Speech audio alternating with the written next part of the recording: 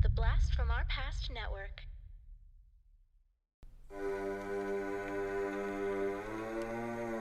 Lock your doors, close your windows, turn out your lights, for chills and thrills await you. It's time for Podcasting After Dark with your hosts, Corey Stevenson and Zach Schaefer. Stay with a friend, say your prayers as grisly ghouls close in to seal your doom. Tonight's episode, My Tutor, starring Matt Lattanzi, Caren Kaye, and Kevin McCarthy.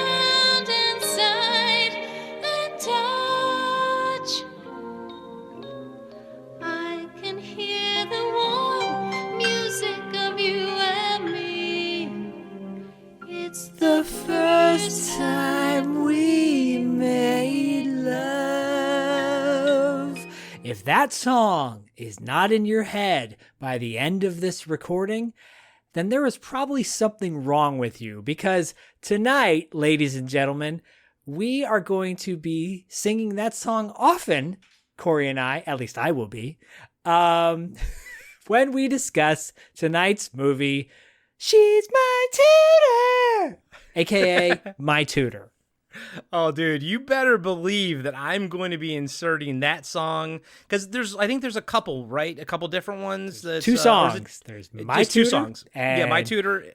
The First Time We Made Love. Yeah, and so before we started recording, I looked up on YouTube, and I think that they're both there. So I will extract them, and they will definitely be inserted into this episode, because they're both bangers, baby. Well, and before we get into tonight's festivities, it's me, Tiny T, whatever Corey calls me, and my bodacious, beautiful co-host, Sleazy C. What's happening? Birthday boy month. What's happening, birthday boy? That's right, buddy. Oh, man, we had a great weekend up at Mount Hood, and Myra and I got to go see Timberland Lodge, which is where they filmed the Overlook Hotel, the exteriors for the Overlook Hotel in The Shining. So I got pictures of that. We'll talk more about that on Wrap Up After Dark this month, and I'll post pictures and everything. But, buddy, this is my birthday present. Zach's birthday present to me is one of the sleaziest movies that he's ever brought to the table. This is up there with like Hard Ticket to Hawaii.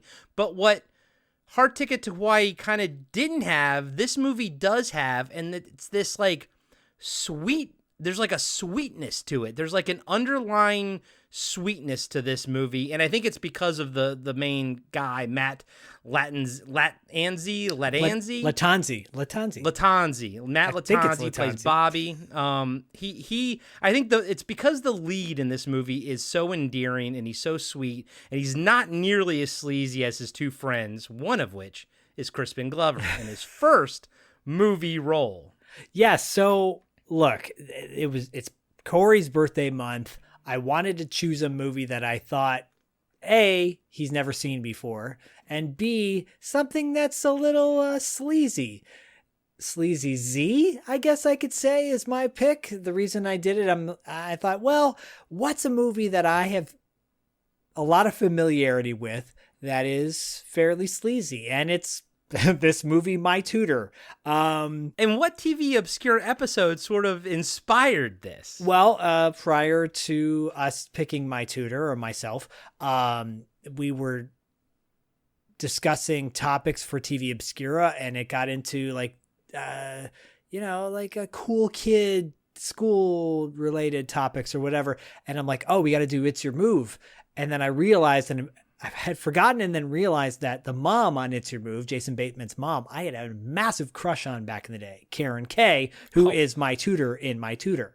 I mean, back in the day, I have one right now. Yeah, I'm not gonna lie. Still do, and Yeah. still do. And I thought about it. I'm like, okay. I saw this movie when I was way too young. My Tutor came out in it came out in 1983. 83, yeah. But I probably saw it 84, 85.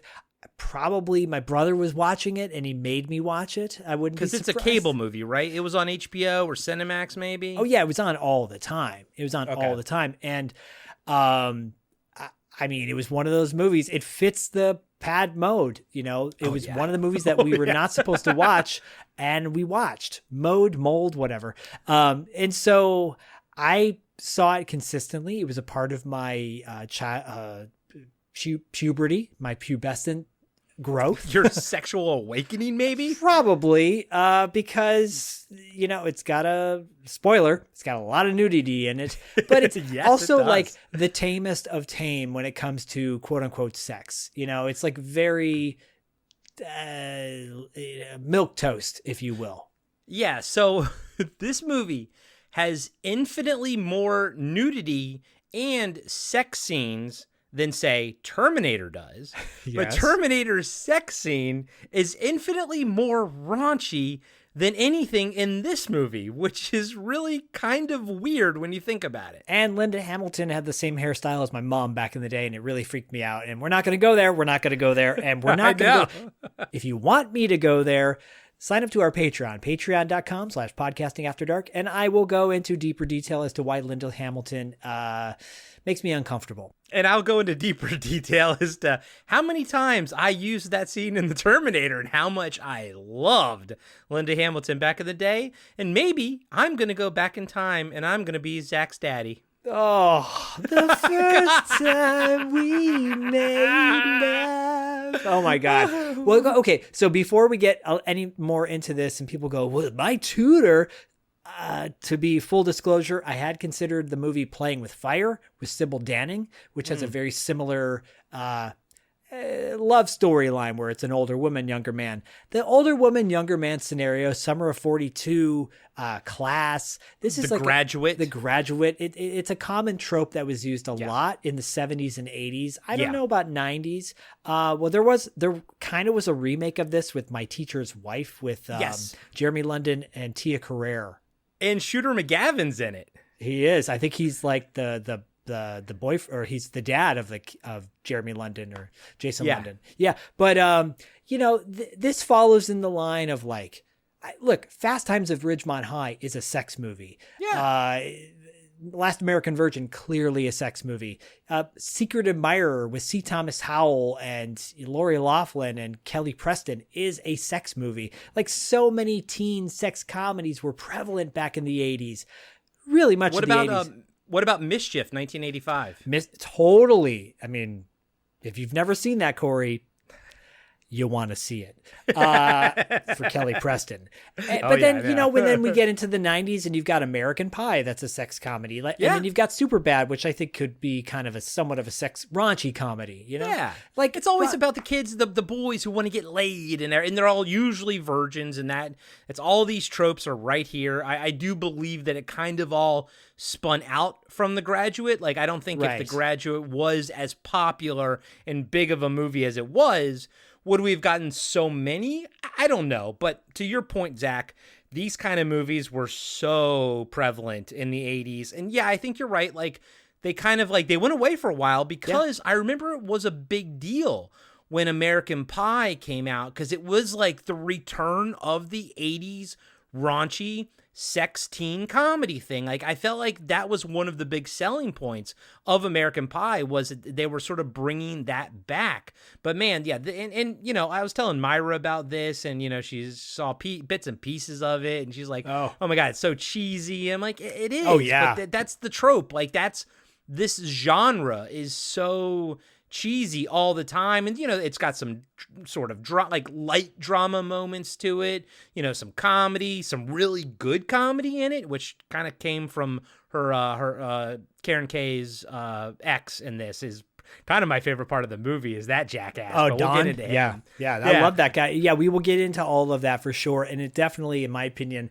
the best scene in this movie is the final sequence, the freeze frame sequence at the end. Oh God, yeah. That's one of the best. Mine is actually the telephone scene in the restaurant is actually my favorite scene. Oh, that's really good too. Well, we'll get to that as well. But so I shared my familiarity with this. Do you have familiarity with My Tutor other than the other day watching it? No, I think I recognize the cover, the poster. I'm sure I saw that at the on the VHS wall back at the store back in the day, but 83, 84, 85. I didn't have cable back then. I didn't get cable until later. My parents, kind of didn't have it. My dad, got free cable for one summer, and it was awesome because he did the whole stealing the cable thing. Because, I think the cable guy came and left the box open, and he did the whole detach the middle thing. Wow, cool. And then I went back down the next summer to Roanoke to visit my dad, and he had found religion and had, reconnected it. And I was like, oh, that sucks. And as a kid, I think it's the first time I was like, oh, I hate religion because it makes you do that. And then, my dad was still would cuss and do horrible things. But he was a man of God at that point. So, hypocrisy. It's wonderful. But this movie, Zach, felt a little bit familiar to me because back when I was in community college, I was 19 years old and I started flirting with my lab partner, who happened to be 39 years old. And then I started having sex with my lab partner when I was 19 and she was 39 years old. And for about, I don't know, realistically, maybe 3 months was Corey's sexual awakening. And guys and gals, I had had high school sex before that, maybe I had 2 girlfriends before that, handful of times having sex. This was my awakening. She was my tutor because she did a lot of things to me, and they were wild. The first time Corey made love. So I'm watching this, and I'm like, so this kind of hits home for me a little bit. Wow. Now, granted, I was not as jacked as Bobby is. He is a specimen of a man. No wonder Olivia Newton-John nailed him down. Yeah. We'll get to that in just a moment. Fun fact galore with Matt Lattanzi. I think his name's Matt Lattanzi. If it's Matt Lattanzi, whatever. Anyways, the opening you heard to this where I, introduced the movie, I just said Latan. Who cares? Anyways, wow, that's quite a way to open up the show. Wow. Yeah. This is when I was working at the video store too, and wow. It was wild, guys. It was wild. The first time we made love. My tutor. She's my tutor. Oh, wow. Well, we're already getting quite a bit of interesting feedback from this. Yeah. You posted on a picture of on our Instagram that we were going to break this down. And already Cam Sully commented and our good buddy Artie did. Yep. Yeah. So, let's get into it. And then we could dribble some facts along the way. I'm sure personal facts that Corey can share from his own sexual experiences. So My Tutor star, Matt Lattanzi is the star. He plays Bobby Crystal. I really think they dropped the ball. They should have called him Billy Crystal. His friend Clark, Billy is. Anyways, Bobby Crystal, he really good looking dude. He was in everything from Roxanne, which it's funny that he's known for Roxanne, but he has a very small role in that. But he's been around since the early 80s. He was in Xanadu. He was married to Olivia Newton-John, who was, I believe, 10 or 11 years older than him. Yeah. She was on set for this movie at times. Yeah, for the lovemaking scenes, yeah. He's in a movie called Catch Me If You Can from 1989, which I really want to see because it's got a pretty awesome cast. Lauren Lachlan is his, I believe, the girlfriend in that movie, but it's got Jeffrey Lewis and M. Emmett Walsh. He's got gorgeous long hair in that film. Matt Lattanzi's a catch, and I don't know what he's up to now, but damn, I mean, back in the 80s, he was hot stuff. Yeah, he was a freaking smoke show for sure. And I can see why Olivia Newton-John was going to lock that down. So, and it's funny. Apparently, Karen Kaye lived like almost right next door to Matt Lattanzi and Olivia Newton-John. They just kind of didn't know it, and they found out while they were filming this, and they're like, "Oh, we're like next door neighbors in Malibu or something like that." So that's kind of interesting. And I did the math because I was like curious, Yeah. And Matt was 29 when he filmed this, and 29? Karen Kaye. Yeah, he was 29 when he filmed this, and Karen Kaye was 32. So there really wasn't that big of a difference in their real lives. But he's 29 in this? Wow. Yeah. Wow. So, wow. But I do believe he's supposed to be like 18 or 19 or something. I think he's supposed to be 18. Well, yeah, let's say he's 19 because if he was 17 before his birthday and they have the birthday in the movie. Good point. They Let's had say relations. He's 18 at the beginning of the movie and 19 by the end. Yeah. and he's a man by the end. Right. I do want to point out too, he was in a movie called Diving In, and I only bring that movie up because Matt Adler was in Diving In, Matt Adler of North Shore fame. And I actually talked to Matt about that movie. But yeah, Matt Lattanzi was in that with Christy Swanson before she went off to Cuckoo Town. Is that a swimming diving movie or something? Yeah, like a swimming sports related movie. So okay, there's one scene in this movie, My Tutor, where he dives into the pool and his splash is like so small that I was like, oh, I bet you he's like actually a swimmer in real life. And then you mentioned that movie, I'm like, that makes complete fucking sense. Yep. And if you're a rich person, you have a pool in the Southern California area, then you're always in your pool. I mean, because why wouldn't you be? Yes, this is all about rich white people in this movie, by the way. Yeah, and back in 1983, you can just jump in the pool with your shorts on because there was no chance you would have a cell phone in your pocket by accident. Very good point. Good point. Karen Kaye plays Terry, and I mean, she's on It's Your Move, and go back to our TV Obscura episode where we talk a little bit about that because Corey was very sad that he didn't see enough Karen Kaye in It's Your Move. I mean, she's beautiful, dude. She like epitomizes that whole, quote unquote MILF look back in the day. And even though she's 32 in this, she looks like an older woman. At one point, Bobby thinks she's 45. So I clearly didn't get the memo that you don't age a person, you down age a person. I know.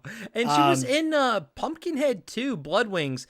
Man, I saw that movie once. I remember not liking it, but I'm just kind of shocked that she was in that. Yeah, that is interesting. I mean, her IMDb photo is from I believe it's a TV movie or a TV series called Monster Squad. Interesting. I want to check that out. We'll have to bring that to TV Obscura. It's literally the worst picture you could have for your IMDb I know, it's photo. so unflattering. It's so unflattering. Of all the pictures she chose, at this, you said she's 32 back in 1983. You do the math. She's relatively she's got to be in her, 70s now. But yeah, a lot of fun movies. She was in Teen Witch. I know Teen Witch is very popular with a lot of people, and that will probably be a $2 late fee movie we'll bring to the table down the road. But Teen Witch. But Karen Kaye is, as you say, smoke show for some people. I would say that applies to her for sure. Yes. Kevin McCarthy plays Bobby's dad, Mr. Crystal, and Kevin McCarthy has been around forever. He was in the original Invasion of the Body Snatchers. Yep. But of course I love him mostly from Inner Space, where he plays, he gets shrunk down at one point, and not totally shrunk, just more like medium doll size. And, he's hilarious in that. And he's hilarious in this. And he plays a great drunk. I would like to sleep with you. You're going to Yale. You're going to be a Yalie. He definitely epitomizes like that rich piece of shit asshole from the 80s. Like he is that stereotype that that stereotype is kind of based on his characters like this. But he was also in UHF. He was also in Fast Food, which is where we're also going to see Clark Brandon from as well, who plays Billy. And I can't believe that Clark Brandon gets like fourth billing because he does next to nothing in this movie. and you know what I mean? Like even Crispin Glover, who plays his brother in the movie, outshines him completely. And then, and so it's also interesting. This movie it has this like main plot to it.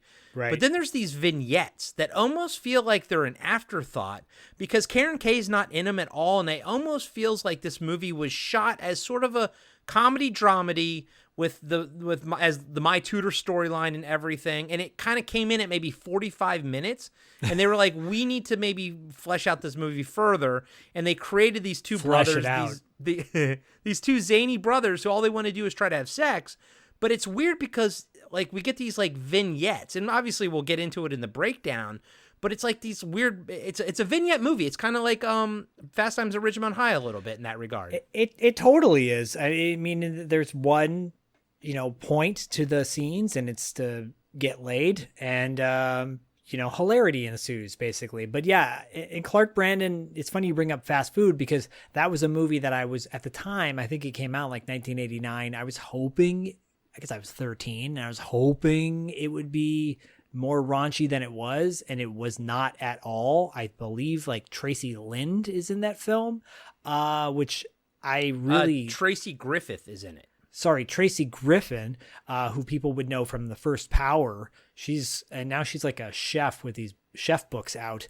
I believe Tracy Lords might have been in it as Tracy well. Lords was in it, and so was course, Michael J. Pollard, but of course Jim Varney was in it. Yeah, Jim Varney, my man, and he's so good in it, by the way. If you want to see Jim Varney not playing Ernest and in showing off his acting chops besides Ernest, check out Fast Food. Clark Brandon's an interesting guy. He's an interesting guy. Like, I feel like, I don't know what his whole deal is, why he didn't do more, and then the roles that he did get. He looks a little bit like Robbie Benson to me, I can tell you why, Zach, because as I'm watching this movie, I'm like, who is Crispin Glover's brother? I've seen the movie twice, or I'm in mid watching it, and I'm like looking at, going through IMDb, and I'm like, huh. And I'm like, because I scroll right past Clark Brandon, and I'm like, because he's so generic looking, he doesn't pop. He really, really doesn't. And no fucking offense to him,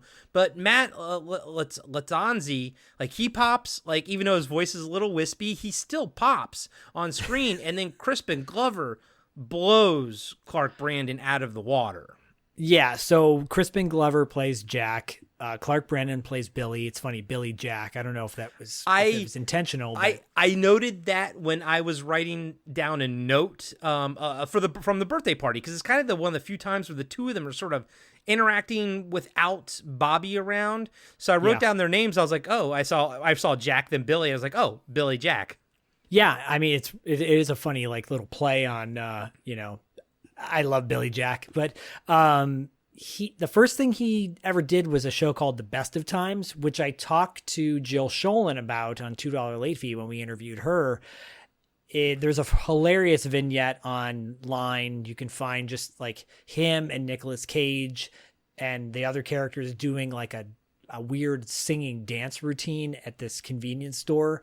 It's super random. And the show was like a skit show.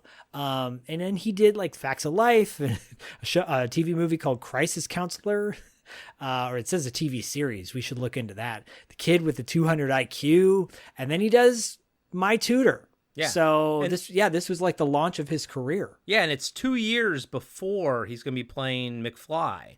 And it's interesting because some of his outfits look exactly like what McFly's outfits were. Does that go back to the fact that there was this big 60s revival in the 80s? Is that why like Crispin Glover's outfits look like they're from the 60s? Oh, yeah, I think so. Okay. I think so. Yeah, for sure. Me personally, obviously, I love Willard. The remake that he did, I thought it was just fantastic. Thought that movie is really fucking cool. But I mean, I love Hot Tub Time Machine. He's pretty funny in that. As a guy who in the future, doesn't have an arm, but they go back in time. He has both of his arms. He hadn't lost one yet. So there's like this subplot that they're waiting for him to lose his arm, and they kind of tackle him at one point, and he's like, "Are you guys raping?" And then they're like, "Are we raping?" And they're like, "No, we're not raping." It's like, fucking love Hot Tub Time Machine so much. Yeah, he's great in it. He's one of the highlights to that movie. My wife Kristen loves Hot Tub Time Machine, which is hilarious. Cool. Yeah, which is really funny. But I will say, probably one of my favorite Crispin Glover roles, or in one of my favorite movies, is a movie called Teachers with Nick Nolte, Joe Beth Williams, Ralph Macchio, Laura Dern. Oh my God, the casting, the actors in Teachers, and the soundtrack too. That movie will definitely come to $2 late fee later this year, back to school-esque type episode, because it's got it all. It really does. But he's great in that. He plays a really quirky character. Yet again, another quirky character role for Crispin Glover. I'm going to mention one more person, because outside of that, some of these names may not mean anything to you. I will mention one woman in particular pretty soon in a scene. That she's infamous more than anything else. But Jewel Shepard, I think people will know her from Return of the Living Dead. She's a 30-second role where Matt Lattanzi fantasizes about her when she's talking on a phone. She's, from Return of the Living Dead. She's one of the final survivors. It's so funny because... So I watched the movie the first time, didn't recognize her, and kind of, to be truthful with you, the only thing I really know Jewel Shepard from is Return of the Living Dead, and she's got that sort of mohawk and everything like that. And I'm watching it a second time, and I'm like, I'm getting Jewel Shepard vibes from this chick. And I was like, okay, and I watched the scene because, I'm not going to miss the scene. And I pause it, and I go look it up, and I was like, oh, fuck, I was right. It is Jewel Shepard, okay. Yeah, you're like, oh, hey, okay, cool. Yeah. Sure. I'll just go throw her name out really quick. Kitten Natividad is in the beginning of this movie. She was Miss Nude Universe twice, in 1970 and 1971. And she's known for taking it off. So I guess with that, we'll just get into the director and writer, and then we'll take off on My Tutor. Exactly. Now, the director, George Bowers, while his directing filmography is a little bit sparse, he doesn't really have anything too terribly noteworthy. He did do two episodes of Dukes of Hazzard. His editing resume is very impressive. He edited like Galaxina, which is, kind of cheesy and everything. But in 1984, he edited The Adventures of Buckaroo Banzai. He also edited a personal favorite of both of ours, The Stepfather, with Jill Schoelen. Yep. He edited Harlem Nights. He edited Sleeping with the Enemy. In 1991, I saw that in the theater with my father. He also edited A League of Their Own, The Good Son, and Money Train, and unfortunately, Deuce Bigalow, Male Gigolo. Oh, man. Well, I mean, that was his Money Train, I guess, was editing. Yeah. I have to mention that he directed a movie called Body and Soul, because Leon Isaac Kennedy is in it. If you've ever seen the trailer for it, it's ridiculous. It's so melodramatic.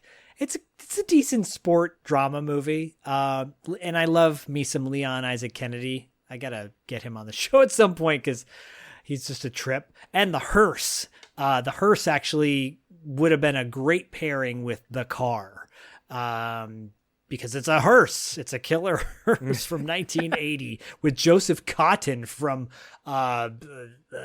Citizen Kane, of all movies. So, anyways, you got to check out The Hearse. If you've never seen The Hearse, yeah, you should watch it. I love how Hollywood produces like these spurts. Like, you get your killer car movies, you get your My Tutor-esque movies and everything. Yeah, you get it. Well, and it's kind of surprising that the writer, Joe Roberts, he wrote this, and then that was it. And that's it. So that's it for us discussing these movies, the backstory of all this, the nitty-gritty details. Let's get a little sleazy. Just but a in little a playful, sweet way, just a little bit. As we take a trip down Corey's memory lane. No, as we dive in to the world of My Tutor. She's my tutor. Mr. Simpson called from your school. It seems that we have a problem. You flunked your French final. She is worldly, sophisticated, alluring. Hello, Bobby. I'm Terry Green, your French tutor. He is young, inexperienced, unsure. There isn't a student maid that I can't teach. A little conceited, aren't you? I'm very good. She is the teacher. He is her student. Hi. Whoa, Bobby, I'm not sure this is right. In one summer, he will discover more and learn more than he ever did in school. What do you think your parents would say if they could see us right now?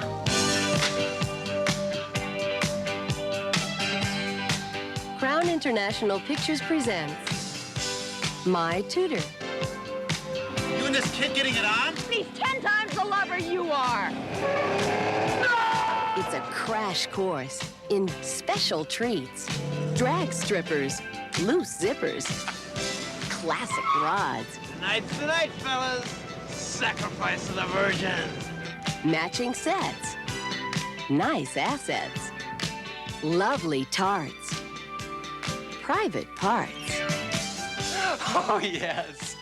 Are you sure that this is right? Closet shoppers, and all the action, all the excitement, and all the fun Oh, you're gonna get it now. of everyone's favorite subject. My Tutor. It's the best reason yet to become teacher's pet.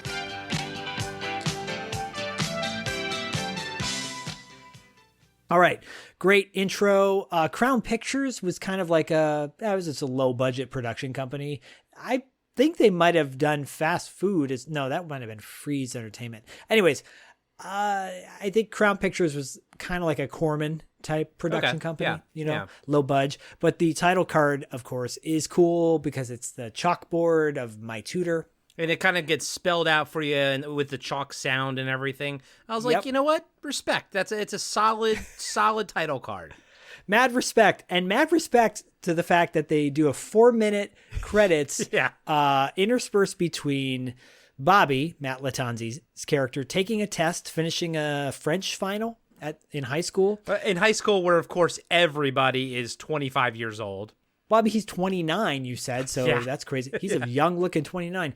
And Terry, Karen Kaye, is in an aerobics class, so they're cutting in between the aerobics class and the test, which Bobby is, failing miserably. He's not doing well in. He's the last person to finish his test, and he looks defeated. And right out of the gate, Matt Lattanzi playing Bobby, I was getting Matthew Starr vibes from him. Remember Peter Barton from that show, The Powers of Matthew Starr, that we covered on TV Obscura? I was getting Peter Barton vibes from him. Yeah, I mean, look, you were saying earlier, the dude that plays Billy is kind of generic looking. Like that was a look, like dark hair and, either brown eyes or blue eyes, but like that dark haired guy was, look at the cast of Friends. They all look the same, right?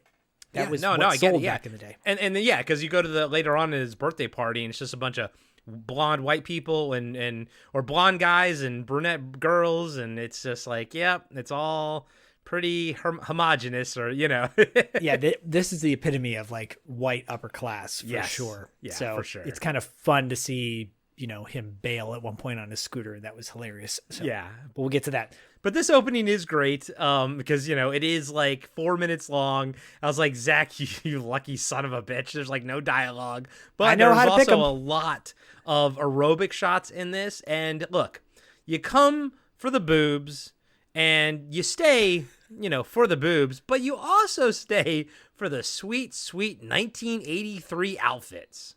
Oh, my God. This movie's pure 80s, and it's Yeah. pure like Southern California 80s, which is what I love. And yeah, the opening track, it's the full song, so Yeah. it's fun. Full 4-minute song. Yeah.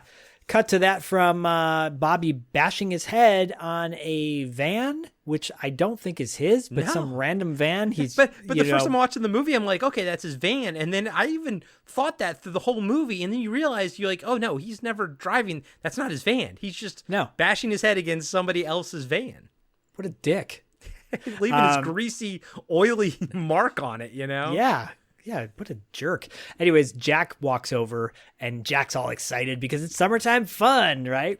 And Jack's telling him to like lighten up. And he says, quit it with the ball peen hammer imitation. It's classic, Crispin. Yeah. No, and he is so young looking. He's so baby face looking, dude. It's ridiculous. But his outfits are insane. Because again, like I said, and more so later, I think it's when they go to the diner. He's wearing the suspenders. He's got this weird 60s vibe to his outfit, but we've talked about that before, about how like 60s or the 80s saw a big revival of like 60s fashion and everything, kind of like how the late 2000s saw an 80s fashion revival. It always comes back like every 20 years, you know? I hope the 90s really never come back. I know. We had some ugly shit in the 90s with those Janko jeans and everything. Right. At this point, as Jack's trying to cheer him up, Bobby sees Bonnie. Bonnie's an important character in this movie. She'll come up often, at least a few times. But he sees Bonnie, and he wants to go get his yearbook signed by Bonnie, and wants to sign her yearbook. Walks over to her, and Jack slowly follows. Yeah, so Bonnie, and it's kind of like she doesn't have an IMDb picture, but she's kind of like the unrequited love interest of the movie, who he really likes. She's played by Amber Denise Austin, but she hasn't been in too much. She's been in Neon Maniacs, which is definitely, a pad movie. Oh, we got to get that. Yeah, we got to get that in. She's been in an episode of Hunter, and she's been in My Tutor, and that's it. That's all she's ever been in. Interesting. I love how on IMDb, though, it's like the debut performance of Denise Austin or whatever. I'm like, yeah. Oh, and your point is? Yes. Yeah, so Bobby's very smitten with Bonnie. Bobby and Bonnie. Little Beverly Hills rich kids. Bobby, Bonnie, Billy. Maybe there's a reason the screenwriter never got another gig after this. Maybe. And she reads it out loud. To the girl who meant the most to me all through high school, love Bobby. She looks at him and goes, that's really sweet, Bobby. Then Bonnie's boyfriend pulls up, who you later find out. Total Chad. His name is Biff. He's driving a sweet little convertible, and she's got to go, and they drive off. Boyfriend just looks at him, and they drive off, and Jack asks Bobby, what did she write? And you're right. He has kind of a wispy voice. He reads, to the funniest guy in third period study hall, Bonnie. Jack says, very romantic. It is interesting because Matt Lattanzi, he has the voice of someone who hasn't gone through puberty yet. It's very sort of wispy, but he has the body of a man, and it's wild. I think as a kid, it always bothered me. The voice doesn't match the body. The carpet does not match the drapes in this case with the voice and the body. Anyways, Billy pulls up in a sweet convertible as well, like a black, I don't know, what is it, a Cadillac or something like that, old school. Yeah. 50s. Like that looks like it's almost like 60s or something. Like for sure. It is an awesome car, and it is cherry. It's cherry. I love it. There's actually a lot of great looking cars in this, but of course they're all Beverly Hills rich kids. Yeah. So what do you expect? And he says, tonight's the night, fellas. The sacrifice of the virgins. Jack gets pissed. He's like, not so loud. Billy says, Bob, fuck. I know. Billy says, that's what I'm saying. Fucking, it's going to happen a lot. Names. Just know, guys, they're white and they both have dark hair. Yeah. Interchangeable. Billy says, time to go to the drugstore and get you fitted. Jack gets in and gets annoyed, and Bobby walks off. Jack gets in the car and they drive off, and Bobby walks off. I'm guessing he's going to go to his moped scooter thing, True. Yeah, true. Later that night, cut to Bobby showering, and Jack is trying to get him ready, and Bobby's really not into it. into wanting to go out to where they're about to go.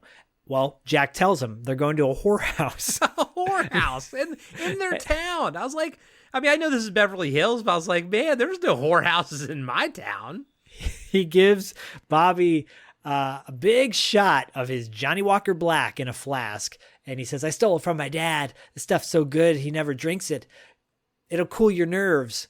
And Bobby just goes to town. He just chugs a lug. Oh, dude. I mean, and he keeps chugging it throughout this scene. And I'm like, he's going to get sick. And sure enough, he did. You know what I thought was funny, though? He puts deodorant on his six-pack. Yeah, I've done that. I was going to say, then again, I've never had a six-pack. I've always had a bit of a beer belly. Even when I'm like at my thinnest, I never have a six-pack. So I was like, you know what? Maybe I shouldn't judge because I've never actually had one. You never know. You want to make sure you get to all the nooks and crannies. I guess so. I'm surprised he didn't take a Q-tip to his belly button, but that's something that I would never do. So anyways, they cut to the whorehouse, and Bobby's like, I don't know about this, guys. My stomach doesn't feel so good. And yeah, how about because you're another chugging night? whiskey after brushing your teeth, by the way. Right. They go inside the whorehouse, which I'm sure is a legit place in Beverly Hills. I'm sure there are some places like that. I think I believe. I think there's probably a better probability of them existing in Beverly Hills back in 80s than they did in my hometown of Albany back then. I think there was, and I think Heidi Fleiss was a Beverly Hills madam, Yeah. and I believe Tom Sizemore had a relationship with her, Yes. and they were both addicted to drugs. Yes. Yes. Yes. Anyways, the madam at this establishment is French, and she greets them, and she goes, "Oh, for you two, we have a graduation present." And she goes, "Which one is your brother Jack?" And Billy introduces Jack. She goes, "Ooh, a real eager beaver." She goes, "For you, we have Louisa." And in comes this blonde Louisa who walks Jack upstairs. Beautiful, very nondescript. You wouldn't think anything about what's going to happen in just a moment. I know. Anyways, and I like how he's like, I may be a rookie, but I'm hoping to get MVP tonight or something like that. This is probably the best scene for Crispin Glover. Like right out of the gate, he's strong, but he's not utilized quite like this the rest of the movie. Yeah, this is a Bobby Terry movie, most of this movie. And Yeah. It's like you said, these are little vignettes that maybe they shot after the fact to fill in some time. Now, Bobby at this point is drunk, and the madam says, "Ooh, we have something special for you, Anna Maria." And out comes Kitten Natividad. Now, Kitten is a very... I believe she was in The Wildlife. I didn't look it up. I'm just going off memory. Oh, I have The pretty sure- Wildlife. I think, didn't you give me that, I believe? I from did, Kino? and- Yeah. Myra and I watched it. I actually really liked that movie. Dude, The Wildlife is fantastic. I'm just going to make sure. I'm going to look her up. I just want to get it right because I don't want to miss... Because she's in a bowl, like a punch bowl at some point, and I believe that is the scene in The Wildlife where Chris Penn goes nuts for her. And yeah, she is in The Wildlife, There you go. 1984. The There you Wildlife. Yeah, so go watch The Wildlife if y'all haven't seen that. If you want, not a sex comedy, just like it takes place after Fast Times at Ridgemont High. It's like, what did some of those characters do after Ridgemont High? It's not a direct sequel, but it is a sequel in the universe. Okay. Oh, so I knew that it was connected to Ridgemont High, but I wasn't sure if it was like sort of like a spiritual successor or if actually some of those characters were actually in Fast Times and they made The Wildlife after it. Well, yeah, because Cameron Crowe wrote it. Okay. And it's got these. I think it was supposed to be a direct sequel, but then it ended up getting changed. Okay. But Okay. it's great. Yeah. Oh, yeah. y'all should Wildlife's check great. it out. Myra and I both enjoyed it. Yeah, but Kitten comes out and she's very voluptuous. She has knockers. She has whoppers. And I say that in the nicest way. It's so like 1960s, what do you call him? Russ Meyer type. She looks like a Russ Meyer model. Like, you know? yeah, the Valley of Super Vixens or whatever, you know. Right. Cut to Jack in his boxers, and he's jumping on the bed, and he's getting ready for hanky-panky. And suddenly the lady, Louisa, walks him over to a big wheel, a leather wheel on the wall, and she straps him to it. And she goes, I love how she goes, "Are you ready, Jack?" And Jack just goes, "Oh my God." And I love how Crispin Glover delivers that. It's so Crispin Glover, you know? It's so Crispin. She goes, "Don't worry, it'll be wonderful." And she's getting excited. He's getting very excited, like you said. Cut to Billy with his lady, and she's undressing, and she has him walk over to the bed with him, and he passes out on her chest. Yeah. I mean, it does look comfortable. I'm not going to lie. You know, the guy in Roxanne, Rick Rossovich, who plays the dim-witted dude, he's getting a radio signal from Steve Martin, and he's talking about fluffing pillows, and he's like, "Can I fluff your pillows?" And that's the first time I equated pillows with boobs back in 1987. And so I'm like, oh, he's just laying his head on her pillows. And you know what's funny? I just did the math right now, and Matt is 29 years old, and he gets to lay on her exposed breasts. Crispin Glover, at the time of making this movie, is only 19 years old, which may be why the actress he's working with doesn't actually get nude. Interesting. I mean, he does look 19, by the way. Very good point. And wow, that is very interesting. Interesting. Yeah, he does very much look like a young kid. He even has some like pimples on his like chin and stuff like that. Oh yeah, it's actually very it's refreshing. Yeah. Yes, to actually see someone not be utterly perfect from head to toe. Zach and I talk about it all the time, how there's like no interesting looking character actors anymore because everyone has perfect teeth. Everyone's got the 6-pack chisel because they all want to hopefully lock in that Marvel money or something like some kind of franchise money, you know. And back in the day, man, when we were growing up, you know, guys had unibrows and, you know, fucked up teeth and, you know what I mean? And it's just like, I sometimes I think back to like Steve Railsback in Life Force or something, you know, and it's like, he's supposed to be the hunky guy, but it's like all you got to do is just shave that unibrow, just give a little shave right there, you know. I will say it was refreshing. I'm now watching season 4 of Stranger Things with my son Bodhi, and one of the main like kind of quote unquote cute characters in the show, one of the cheerleaders, she has very normal teeth. And Bodhi's like, "Oh, her teeth are," and I go, "Yeah, they're normal, Bodhi. That's what people who don't have braces kind of look like." Yeah. You know? Or have like the Hollywood veneers and all that kind of stuff. Right. Exactly. You know? He's like, "Oh, okay." Yeah. Back in the 80s, it was actually like that, which was nice. Yeah, it was refreshing. So shout out to Stranger Things for getting that right. And shout out to Crispin Glover's zits. Yes. So this cuts back and forth for a minute between Billy and Jack. Between Bobby and Jack. But it cuts back to Bobby. So it cuts back to Jack, and he's waiting for Louisa. She asks if he's ready. Yeah, and this is it. He comes out. She comes out in full leather, and he goes, "Oh my God." That was it. That's where it is. I love it. I love how he says it. It's great. She's asking him how it feels to be on the wheel. He's like, "Wonderful, but wouldn't it be better if I was untied?" And she says, "But your brother wanted you to have the full treatment." Next thing you know, Louisa starts spinning Jack around on the wheel while she gets her whips and chains ready. And it's clearly like Mad Max sped up footage, you know, he's like spinning around and everything. I mean, it still made me sick. I would vomit all over the place. Cut back to Bobby, who's asleep on his lady, and she's like, "Bambino, wake up, Bambino." Finally, he does. Cut back to Jack running out of Louisa's room as she runs after him with a whip. And then you cut quickly to the 3 guys getting in the car. Jack's screaming at Billy. And Bobby's throwing up over the side of the car. And Jack says, "What kind of weirdo did you set me up with in there? I almost got killed." And Billy's like, "Hey, I didn't know, right?" And then he makes a comment like, "You can't even get laid in a whorehouse." Yeah, exactly. Cut to the next day at Billy's house, and you're introduced to Billy's mom, who's giving instructions to Maria and Manuel, her housekeeper and gardener. Yeah, I like there's a subplot that's going to kind of poke its head out later, and with these two, Maria and Manuel. Oh wait, it's Maria and Manuel. Yes. I was thinking of Black Emmanuel. Apologies. No. But like, there's a Ping subplot pong later balls. that's interesting that I wish we got more of, because it actually parallels.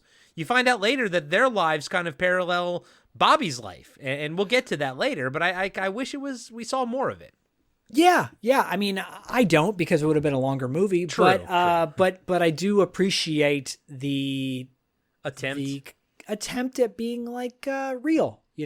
Where you got this Hispanic staff, and the mom is talking not condescendingly to them, but she is talking in that very much like stereotypical white person way, like, do you understand? Like the way they like mimicking things versus trying to either A, speak Spanish, or just B, speaking normally and not like down to them like they're 5-year-olds, which is what a lot of white people do. Yeah, it is. And it's like she's making no effort to even try to speak Spanish. And at the same time, you're like, I get it. She's not like malicious about it, and she actually tries to correct her husband, on Manuel's name and all that kind of stuff. But at the same time, she's still a piece of shit, Right. She's an ignorant piece of shit. Yeah. But you're about to meet Bobby's major piece of shit. Yeah. Because Bobby comes downstairs from, so by the way, Bobby lives in a mansion. His parents are rich. It is a palatial estate. It's not something I necessarily think I would see in Beverly Hills, something I'd see in like Pasadena, because it's gigantic. They're at least on an acre or two of property. This place is huge. Yeah. So Bobby comes downstairs, and his mom's is going off to lunch, but she says, go see your dad in the study. And he goes in there, and you're introduced to Mr. Crystal, not Billy Crystal, but Bobby Crystal Sr. And the dad says, it's been quite a morning. Mr. Simpson called from your school. Seems that we've got a problem. You flunked your French final. Harump, harump, harump. I've been on the phone to Yale, and they'll hold your place on one condition, that you take a makeup exam. The only catch is you have to do better than 85. Billy looks bummed out. He's like, I already contacted a language agency. As of tomorrow morning, the best freelance French teacher in the city is going to be here. She's going to live here. You will work with her every day, and I assure you, you're going to pass that exam. I don't mind telling you, this is damn embarrassing.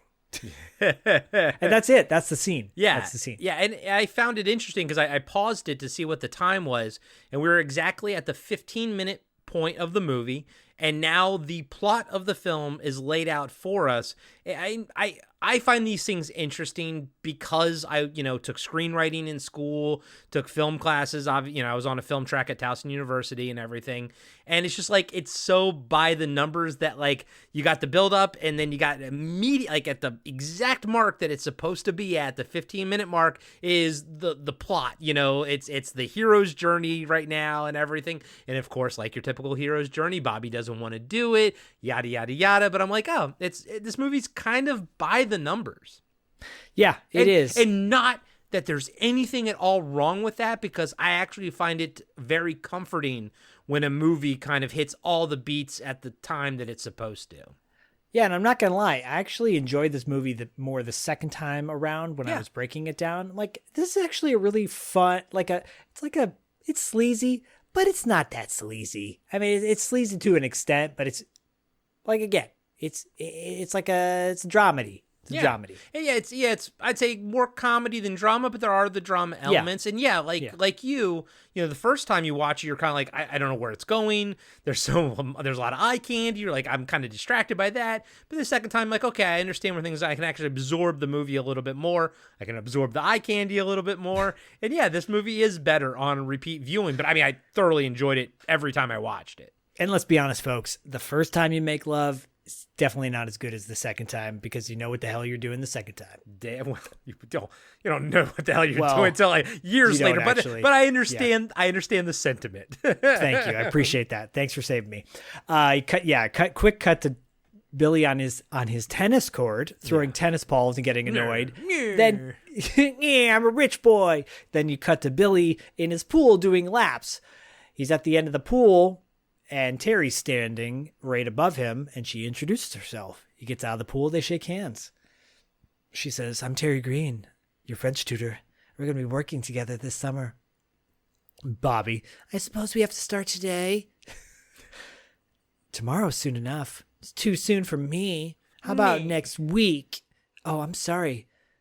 And he goes, 1 day summer vacation. Terrific. Billy walks off annoyed and Terry smiles. But I mean, in reality, Zach, I mean, you're a teacher. I know you've tutored also on the side. Like, what are we really looking at here? Are we looking at truly 8-hour days of her tutoring him? Or is it really just, I mean, granted, she is living there, so we do understand that it's a bit more extensive, I would imagine. But I mean, what are we talking? Max 3-4 hours a day? Yeah, I mean, look, he just needs French immersion. So I think the original intention was she was just to like teach him some mechanics and then have conversations with him all day. But it doesn't go that way, does it? She has conversations with his penis. Well, she's about to have a conversation with his dad, which is interesting. It's another little subplot because you cut to Billy's dad, Terry talking to Billy's dad in his office about an agreement. He says, in addition, if you succeed and Bobby passes, there will be a final bonus payment of $10,000. I love how on IMDb, by the way, they basically tell you in today's market, it would go for, she would basically get 30 grand, right? Something like that. I know. I saw that as well. I thought that was very funny. Speaking of IMDb, let's just real quick, what their synopsis is. A rich father hires a tutor for his son. The son is a horny teenager and the tutor is a gorgeous blonde. Complications ensue. That is the most unsexy synopsis I've ever heard in my life. IMDb sucks. It does. It really does. Wikipedia is not much better. I used to go into this with Dustin on $2 late fees sometimes. Just some of the taglines they put for some of these movies, like rapey, and you're like, wait, what? I guess Legend of Billie Jean. That like one of the first things that comes up on that is like rape movie, and you're like, whoa, hold on, it's so much more than, unfortunately, that. But yes, so. Think about that, guys. Terry gets to live in their home, eat all their food, stay in a palatial little spot, like the little guest house, and get paid a $10,000 bonus at the end on top of whatever that she's getting paid an hourly rate. Yeah. Even Terry says that's quite a bonus. And he says, well, the dad says, I want you as committed to this as I am. Then at that point, he's looking at Terry's legs and her leg is slightly exposed. So she pulls her skirt down a little bit. And he says, now I'd like this part of our bargain just to be between us. I don't want Bobby to know. You understand? She goes, oh, yes. And he says, he's under enough pressure already. God knows he's been a great disappointment to me. His attitude, his grades. I had to pull quite a few strings to get him into Yale. And now this. She goes, well, what's so important about Yale? Because I went there. Being a Yaley was just about the finest memory I ever had in my life. I want to savor Bobby. Terry says, and this is important. Well, what does Bobby want? Yeah. He's too young to know what he wants. All I know is what I want, and that's for him to pass the exam. Cut to Terry giving Bobby tutoring lessons by the pool. And, like, first off, the 10 grand thing is going to come back at the end to create the downward spiral that always has to sort of happen at the end of these type of movies. So that's what that's going to be. And yes, the dad sucks, and he is a piece of shit. But I get his sentiment. Like, I do understand that. I do truly believe he wants the best for his son, and he believes that this is that path. But what makes him, besides the ogling and what's going to happen later, that's what makes him a giant piece of shit. But what kind of makes him shitty is he's not listening to what his son wants. That's what's really shitty. Listen to your heart. Oh, yeah. Yeah, no, I agree with you.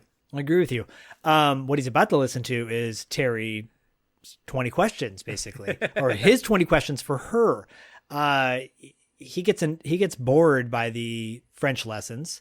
And as someone who has tutored in the past, it is very challenging when you're dealing with a student who does not want to learn. And he's doing that. He does not want to learn. He goes, no way I'm going to pass this exam.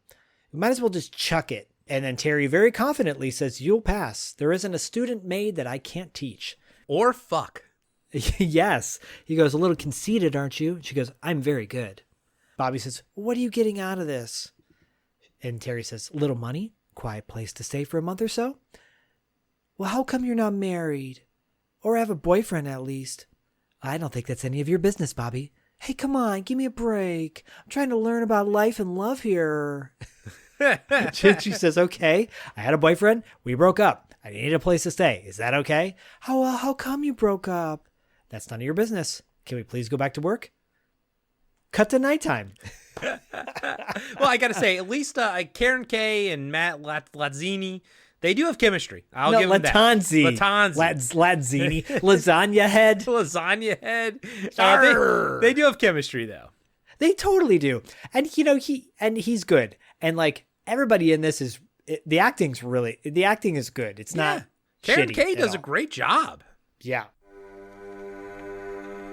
Hey, everybody. Corey here. I just want to let you know that we'll be right back after these short messages. Hey, everybody. I'm Tim. And I'm Dean. And we're the hosts of Talking Back. We're a retro-based podcast covering movies, comics, video games, and more. Check us out every Monday where we hit the rewind button and dig into some of our favorite content from the past. We like to keep things fun, lighthearted, and informative. Do you feel like you need more nostalgia in your life? Then check out Talking Back. We're available everywhere podcasts are found. And now, back to the show. Cut to evening. Bobby's with his boys cruising in their car. And Billy says, okay, if this doesn't work out, there's always Mexico. And Jack's like, oh no, I'm not going to Mexico. You can catch all kinds of diseases down there. Oh. I like how Billy's like, it's only if you drink the water, you idiot. Yeah. They park their car in a diner parking lot and they go inside and Billy walks over to the waitress while Bobby and Jack wait. By the way, Billy, Bobby, and Jack, aren't those all Kennedys? Probably. I mean, he only wrote one script, so let's. John F. Kennedy was Jack Kennedy. Bobby Kennedy, Jack, Kennedy. Yeah, I think they're all and Kennedys. then William Kennedy. There's probably a William Kennedy, right? Yeah, probably. Yeah, or Baldwin or some shit. Anyways, yeah. So real quick, this is Zig's Restaurant. This also in IMDb. This movie has the most extensive location addresses that I've ever seen in my entire life on IMDb. They have literally the address of every shooting location from this fucking movie. It's quite impressive. So Zig's Restaurant, apparently it's still around, but it's at 6821 White Oak Avenue in Reseda. Oh, so it's in the valley. Yeah. Yep. Interesting. Okay. Yeah, it definitely looks like a... Oh, that's weird. Yeah, I never would have got those vibes from it, but man, the 80s down here looks so different than what it looks like now. You never got those vibes from it because when they go into the parking lot, it says right next door, like, White Oaks Liquor. Oh, yeah, sure. Yeah. I know where that is, by the way. Yeah. Yeah, so anyways, Billy says something to the waitress, and then she turns and looks at them and kind of like nods. And cut to the three guys outside in a parking lot. And Bobby goes, hey, Billy, I don't know about this. And Billy's like, what's to know? You guys are going to get your lances waxed. No big deal. Even when we speak right at this second, millions of people are just banging away like crazy. Those are the facts of life. And Jack goes, that's kind of an awesome thought. I love that line. And Billy's like, yeah, it is, isn't it? The waitress walks out of the diner in the parking lot. And Jack says, there she is. She's athletic. She says, she walks up to him and says, I'm on my break. Let's do it. Like, what the fuck? She walks over to her car, opens up the back, and just basically starts to hop. She hops in the back seat of her car. Yeah. And so she's like already starting to take off like her apron or whatever, you know? But then like, so Bobby and Jack do like, he's like evens. And I'm like, okay. And then they do rock, paper, scissors. They both pull scissors. But somehow Bobby wins? I was like, I don't understand what happened. Yeah, I don't know what evens is. I know it's a game. I know it's really weird. I actually saw it in something else recently. Oh, maybe if you add up the fingers and it's even, then you get it. So it wasn't really rock, paper, scissors. It's not really scissors, it's two. They both pulled a two. And so if Bobby had done one finger, Jack had done two fingers, Jack would have gone in. I think that's how that works. That's exactly what it is. Okay. And yes, that's a kid's game. Yeah. And apparently a game you play to see who's going to get laid. Yup. because Jack and Billy go in a bar across the street, and Jack goes, "Save some for me." God. Bobby gets in the car with the woman. She goes, "I only got 10 minutes." He goes, 10 minutes? And then she goes, "I got a Chrysler because it has the biggest back seat." Bobby goes, "Nice." They start making out. She gets excited. She's giggling, and he gets on top of her. Cut to a motorcycle gang pulling into the parking lot. Cut back to Bobby with the lady, and she comments on his size. So Myra did not watch a lot of this with me, but when I was breaking it down today, she was kind of doing things, walking around, and she goes, I didn't really pay much attention, but that waitress lady, I'm like, yeah. She's like, she had the best pair of breasts I've ever seen in my life. And in my head, I'm like, oh, I know, but I didn't say that. I was not going to say that. I mean, they are spectacular. They're no Matilda May. That is, she is still the perfect epitome to me. But these are spectacular. Yeah. And approved by my wife. Yeah, one thing to compliment, there's not an ounce of plastic surgery to be seen in this film. Yeah. It's very refreshing. Yes. Yeah. Suddenly she goes, shit. And he's like, what? She goes, it's my boyfriend. He goes, your boyfriend? She goes, well, we're actually getting engaged to be married. And she goes, he hates when I do this. Doy. Yeah, you think? She goes, the last guy he caught me with, he dragged behind his bike in chains. She goes, oh, don't worry. It was only over dirt. Bobby gets out of the car. Naked with his clothes in his hands and his boxers on. He tries to sneak off, but then a biker's pissing in front of him and he comes up from behind. Yeah. And so he crawls underneath the waitress's car, basically. Yeah, he kind of has to slink backwards and then get underneath of the car, again, naked. And it's funny because this biker gang is not 3 bikes. It's not 5 bikes. It's not 10 bikes. It's 20 bikes. It's ridiculous. You didn't need to do that. This movie, the scene would not have changed if it was 5 or 6 guys versus 20. No, but I do appreciate the effort. That they went all out. Yes, I do appreciate that. So the biker is now looking for Bobby, and he's yelling for Sylvia. That's her name, the waitress's name. He's like, I'm going to tear out his eyeballs. I'm going to rip his arm off and beat him to death with it. Suddenly, out of nowhere, Jack and Billy come out from the restaurant, and the biker grabs Jack, and he goes, there's the little prick. Say your prayers, boy. You're about to meet Jesus. Sylvia's like, that's not him. That's not him. And Jack's like, it's not me. It's not me. And I like how she's like, I wouldn't fuck this loser. Yeah, she goes, I wouldn't ball that lame ass even for money.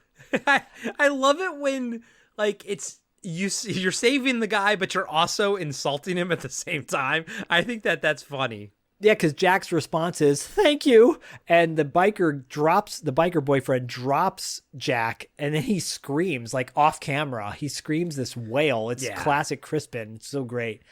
Cut back to Bobby trying to sneak out of the parking lot, and one of the bikers sees him. He ducks away from the guy, and Bobby runs across the street where Billy and Jack are waiting for him. He jumps in the car, and they drive off. Yeah. Billy's excited, and Bobby starts strangling him as the car swerves down the road. It's funny. So real quick, Sylvia is played by, her name is spelled Graem, Graham?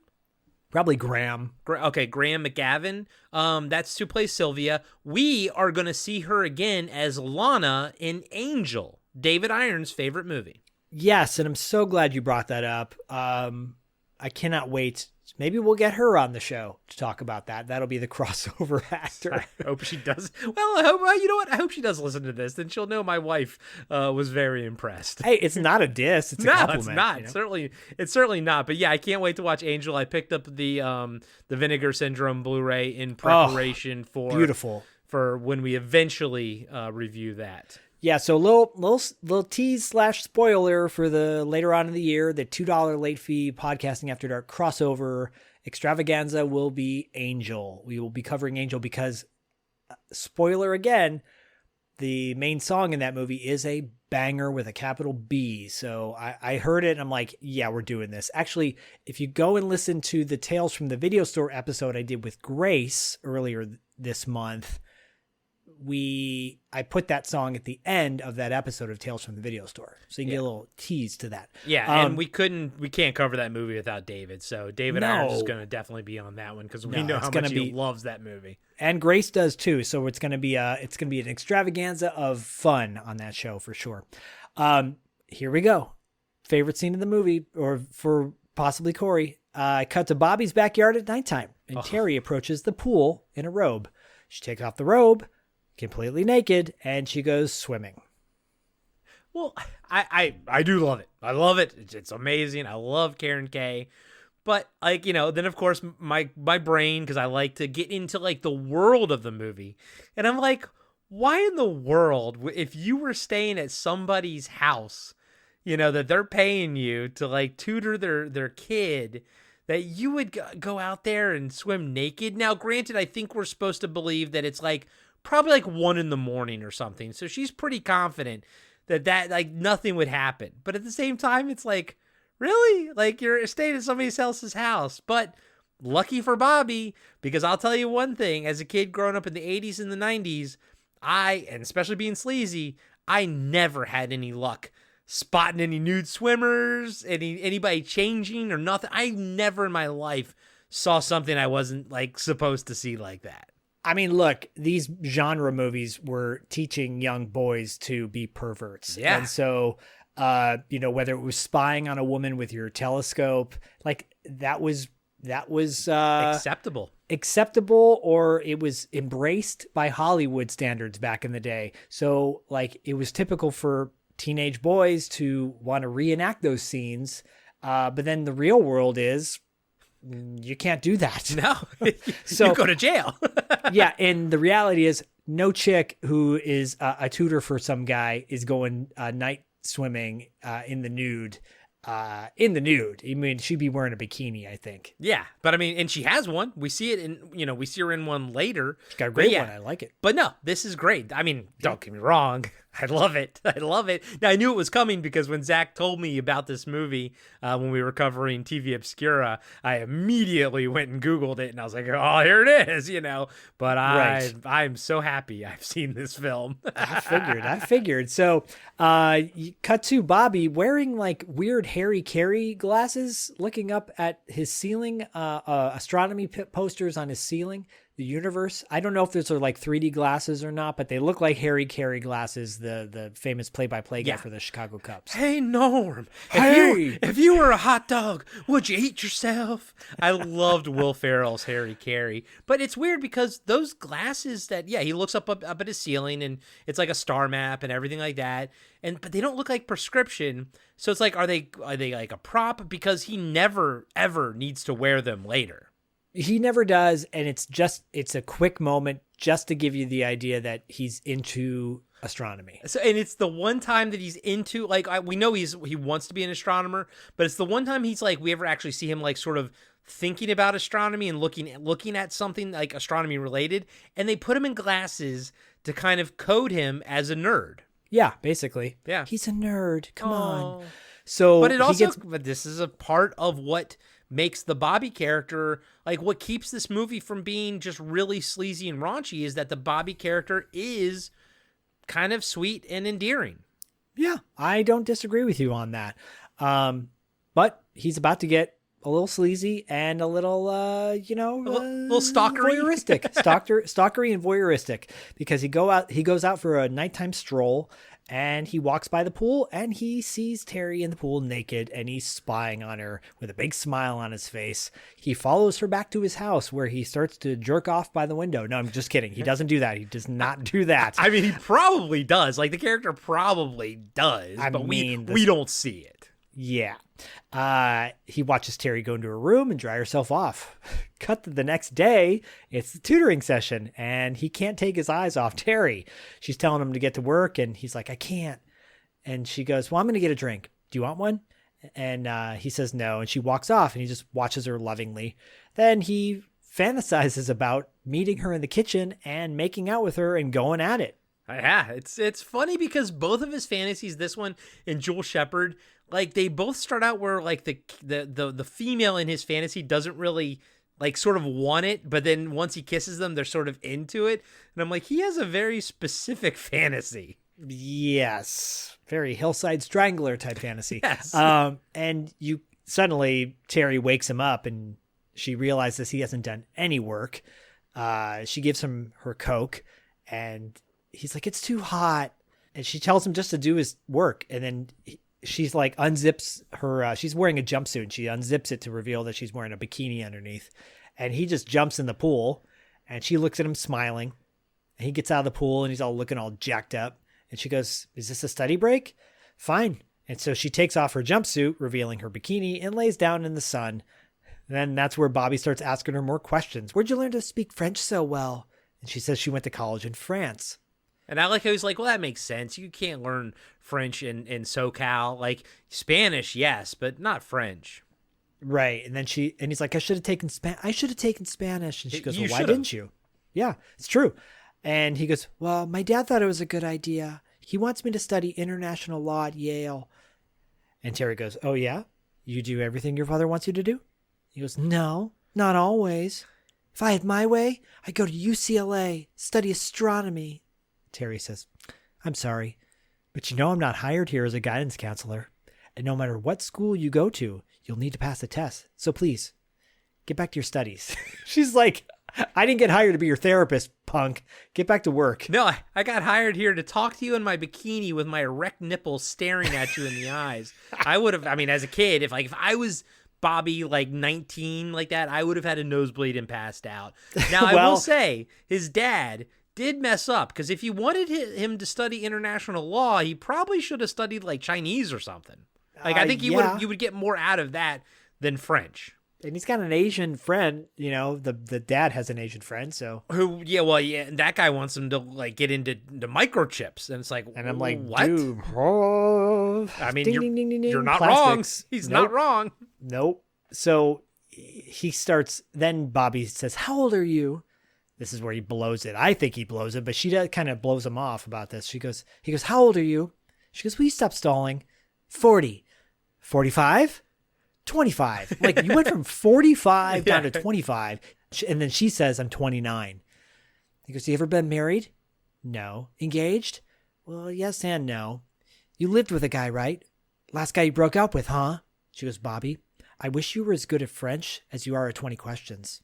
And then Bobby says something in French, and she's like, oh, that's good. Très bien. Get back to work. And he gets back to work. Now we cut back to an aerobics class. Yeah. And everybody's doing their thing. Terry's in there doing her thing, and Bobby's watching through a window, and Jack approaches. And Jack's like, you pervert. And he goes, hey, I promised her a ride home. And Jack's like, well, how are things going between you and your tutor? By the way, side note, Stephen Jeffries from Fright Night fame, very similar vibe, like that kind of that nervous, nerdy vibe. But Crispin Glover and Stephen Jeffries are really the only ones that I think pull that off really well. Yeah, but then Crispin Glover went in a different direction with that, and he became, I mean, he's so like, I mean, he's he such really a unique, went in a different direction. Well, yeah, I know. But like Crispin Glover in Hollywood is such a unique persona. You know, out of like everybody there, he is so, I don't even like, there's no one else like Crispin Glover, and I don't think there ever will be anyone like Crispin Glover. No way. He's got a funny line coming up, because basically he's like, have you made it with your tutor yet? And he's like, no, are you kidding? Come on. And he goes, well, I know I would have scored with her by now. Just you and her alone by the pool. I would have been there and back a few times by now. Bullshit. And Bobby's like, you don't believe your own bullshit, do you? And then Jack goes, I'm going to hit the ceiling tonight. And I'm like, with your erection? Is that what you're implying? I think so. But I love how he's smashing his face into the window as he's saying it, you know, like into the glass. It's very funny. Like, it's a very funny scene from their point of view, you know? I remember the scene, and God, I hope I was over the age of 10 when I saw this, but I have a feeling I was under the age of 10 when I saw this. Yeah, we all know you're way too young to see this. Unfortunately. Anyways, cut back to Terry and Bobby tutoring. and he scored an 85. He scored an 80 on the test he just took. And she's like, it's only an 80. And he's like, come on, an 80 up from a 57. I think it's pretty good for 2 weeks. So I've been together for 2 weeks. Yeah, that is. It is good. Fucking great. Good job. Good for you, man. And she's like, yeah, but you got to get 5 points if this was the real test. Stupid ass. No, she doesn't say that. Bobby goes, no backing out now. You promised a celebration lunch if I broke 70. Cut to Terry and Bobby on Bobby's scooter. Yeah. Which is literally, well, actually the scooter from GoBots is way cooler than it. It's a Vespa. It's an early 80s Vespa. And they pull up to a restaurant, which I'm like, it looks like Santa Monica, but do you have the location of that restaurant? I'll look it up. Okay. But anyways, I think it's a French restaurant. It's supposed to be a French restaurant, right? Yeah. And what's funny about it is like they pull up into the alleyway of the little 2-spot parking lot, which is very prevalent here in Los Angeles, where there's like only 2 spots to park and everything else is valet. And he gives the valet guy his keys to his Vespa, and the valet guy just kind of like walks the Vespa. Yeah. Instead of like, well, no, I don't think he doesn't give him the keys, and the guy's like, how do I turn this thing? Oh, okay. And he has to like sort of walk it. Yeah. He has to like unhook the what do you call it? The, kickstand. Yeah. It kind of just like, it was kind of he was very annoyed, and it was funny, you know. From there, it cuts to them having lunch. Well, they're drinking wine, and Bobby's like, you had this planned. Terry's like, of course. Basically, an opportunity to teach him more French through the language of wine. But she's like, I'm going to teach you a skill that all young men should know. Bobby's like, what's that? The art of wine tasting. Sounds vital. Sorry, I'm enjoying my own Bobby impression. It's okay. It's accurate. It's on point. She starts like giving him pointers about wine and then swishing the wine around in his mouth, but Bobby starts gargling it and she laughs and she's like, you're not supposed to gargle. Can't take you anywhere. I'm gonna sleep with you later. You little boy. You little boy I'm going to manipulate and have sex with. Real quick. So the restaurant is on Ventura Boulevard in Encino. Oh, so it's okay. So it's definitely in the valley. Yeah. Interesting. Yep. Cut to a douchebag in a Porsche. I mean, those two things go really well together. Pulling up and he's on his cell phone and gives the keys to the valet guy, and he goes, not a scratch, okay, my man? And he has like a, whatever, $5 bill in his hand, and he like kind of teases like he's going to give it to him, and he pulls it away, and then he gives it to him. Yeah, and so this guy, he doesn't have an IMDb picture, unfortunately. That's why we're not going to go into detail on it. His character's name's Don Sylvester, but I'm going to because he's one of my favorite parts of the entire fucking movie. His name is Bruce Bauer. He's only done like a few things, like nothing like too major. Like done an episode of like Knight Rider, an episode of Fall Guy after this. He did an episode of Chips before it. Charlie's Angels. He was in an episode of Three's Company. He played an airline pilot in Three's Company. Probably Jack hit him in the face. Probably. So not extensive, but like I thought he was like low key, like really fucking good in this movie with what he had to do. Oh, he's the great like douchey villain. Yeah, he's the villain. He's the villain of the movie. What's his face from The Hangover? Bradley Cooper, like played that douchebag in Wedding Crashers, or what's his name from went on to be in Married with Children later, but was in Revenge of the Nerds. From Revenge of the Nerds and Ted McGidling. Ted McGidling. Yeah. He's of course the archetypical, douchey 80s bad guy. But this guy, Don Sylvester, the character, played by Bruce Bauer, like he's good. He's up there with those douchey bastards. He's fucking funny. And a lot of the humor from this movie comes from him. I totally agree. So you're about to get some comedy from him. Oh, this is my favorite scene in the movie. He walks into the restaurant. You realize he's a regular at the restaurant, and he's spotting everybody that he sees. So why would Terry take Bobby to the place that she knows her ex is regular at? Well, yeah. Yeah, I know. Like story-wise, it's convenient, but in reality, you're like, why would she ever go there again? I did that once. Okay. All right. Well, there you go. There's your answer. Oh boy. Did it turn out the same way this does? No, it did not. It was definitely awkward. Very awkward. Yeah, I won't go into that. I will go into it though, if you want me to, on Patreon, on our Patreon Wrap Up After Dark. And if you all want to consider becoming a member and supporting our show, go to patreon.com/podcastingafterdark to join today. We have so much great content on there, sincerely. And I'm not being silly. I'm being serious. Great content on there. Consider joining. Anyways, he's going to have his table. I believe, like, when he says, is my table over there? He says to the maitre d', like, I'm going to my table, basically. And I'm thinking, I think Terry's sitting at his table. Yeah, I think so too. If not, it's like right near it, because when he rounds the corner, his jaw hits the floor.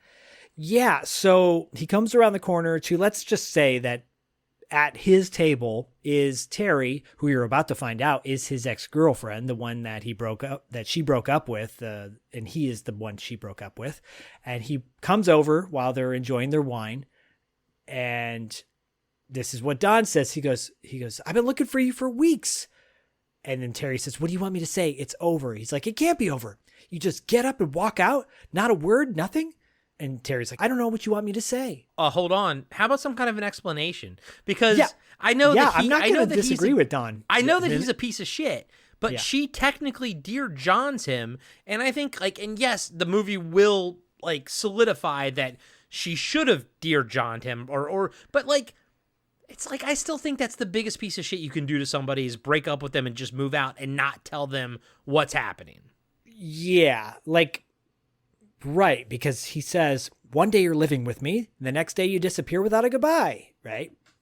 And then his douchebaggery comes out almost immediately because the maitre d' comes over the phone call telling him it's an emergency and he has to take the call. He's sitting at the table with Terry. If you care so much about this woman, you would say, I'm going to call you back. Yeah, click. Of course. But he's having a business conversation with the guy on the phone. Meanwhile, he's trying to have a conversation with Terry. It's actually fantastic writing here. It's great because it immediately sets up this guy is a prick. So she gets up with Bobby, tells Bobby we're leaving, and they leave, and Don follows them with the phone in hand and the long-ass cord. And remember, this is the 80s, so phones are still connected to cords. Yeah, and he's like, but the dialogue is so good. He's talking to the guy on the phone to tell him to take the deal, but without breaking a beat, he's also talking to Terry, and then he's telling the guy, no, I'm not talking to you, and then he goes back to talking to the guy, but then he's also talking to Terry, and even us as a viewer, it's you can't even tell where the break is. It's consistent, it's nonstop, and it's again, this is a sleazy, funny movie, there's some good jokes in it, but this one micro scene is so well written as far as the dialogue goes, and it ends with him wrapping this cord around some poor bastard sitting at the table, and he's like, just take the damn deal, and he yanks the cord and the guy goes flying with the amazing. Table. It's so good. This is a 1 out of 10. This is a 10 comedic moment, and come on, a C+, a B- sleazy movie. This is a gold star comedic moment. And it's the writing. I do believe it's the writing of the dialogue, but it's also the actor is just fucking crushing it here. Oh, I totally agree. Yeah, and one of the best scenes in the movie by far. It's funny because he continues to chase them outside and they get on the scooter and take off, and he's running after him going, Terry, don't go. I said I love you. Doesn't that mean anything? And he's running after them. And he's running after in his loafers, Yeah. He's like, I can't keep this up. I gave up jogging. He goes, who is this kid? Are you teaching nursery school or what? As they run off, and this is important too, Don pulls out his a notepad out of his jacket and takes down Bobby's license plate. Yeah. And smiles. Yeah. Which this was back in the day when I guess you could have connections to find out people's home addresses through that. And it's so weird because he's so Bruce Bauer. It's another generic brunette guy, but he's pieced together by other people. His mouth in Halloween, the sheriff dad who played what was his name who played him in the original Halloween. In the original Halloween? Yeah, the very first one. Yeah, it's what's his face who was in The Fog. Cypher, right? Charles Cypher. Charles Cypher. Yeah, and I didn't have to look that up. So it's like he has Charles Cypher's mouth, but then he has Saxon's hair. He's like a pieced together human being. It's really weird. But I mean, that's Frankenhooker of a side piece. He's a side piece actor. But he's funny. He's fucking funny though. He is funny. He is. This next scene was the scene that apparently Olivia Newton-John was on set to observe because she wanted to make sure that Matt Lattanzi didn't get too excited with Joel Shepard, because cut to Bobby in the night on his scooter, and he just parks on a random street and sees a woman on the phone, and he starts fantasizing about her and going at it in some random backseat of a car. Yeah, it's almost like a limo or something like that. But yeah, very weird. Yeah, Joel Shepard, she looks fantastic. And suddenly he's woken out of his fantasy by a truck that honks its horn behind him, and he takes off. Yeah. Cut back to Terry in the pool. Bobby's spying on her again. This is so funny to me because he's following her again and he can't find her. She's gone. And suddenly out of nowhere, she kind of jumps out of the bushes and surprises him. And there's this great funny little 70s ringing zing, ring ding ding, Yeah. It's such a moment of it's such a laugh-in zing, surprise, total sitcom surprise moment. Yeah. And there's the music cues. There's some like that later where it's such a old school style of, xylophone or something silly, That's what it is. It's a xylophone. And it just made me laugh because I'm it's so random and out of place. And of course, Terry's nice night for a stroll, huh, Bobby?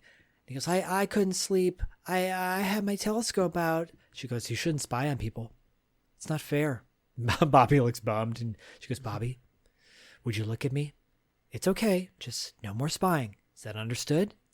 And he nods, and she goes, okay, go to bed. She pats him on the face, and she grins, and he walks off. Cut to daytime the next day. Bobby's mom is having mover equipment guys bringing in this big tent set up.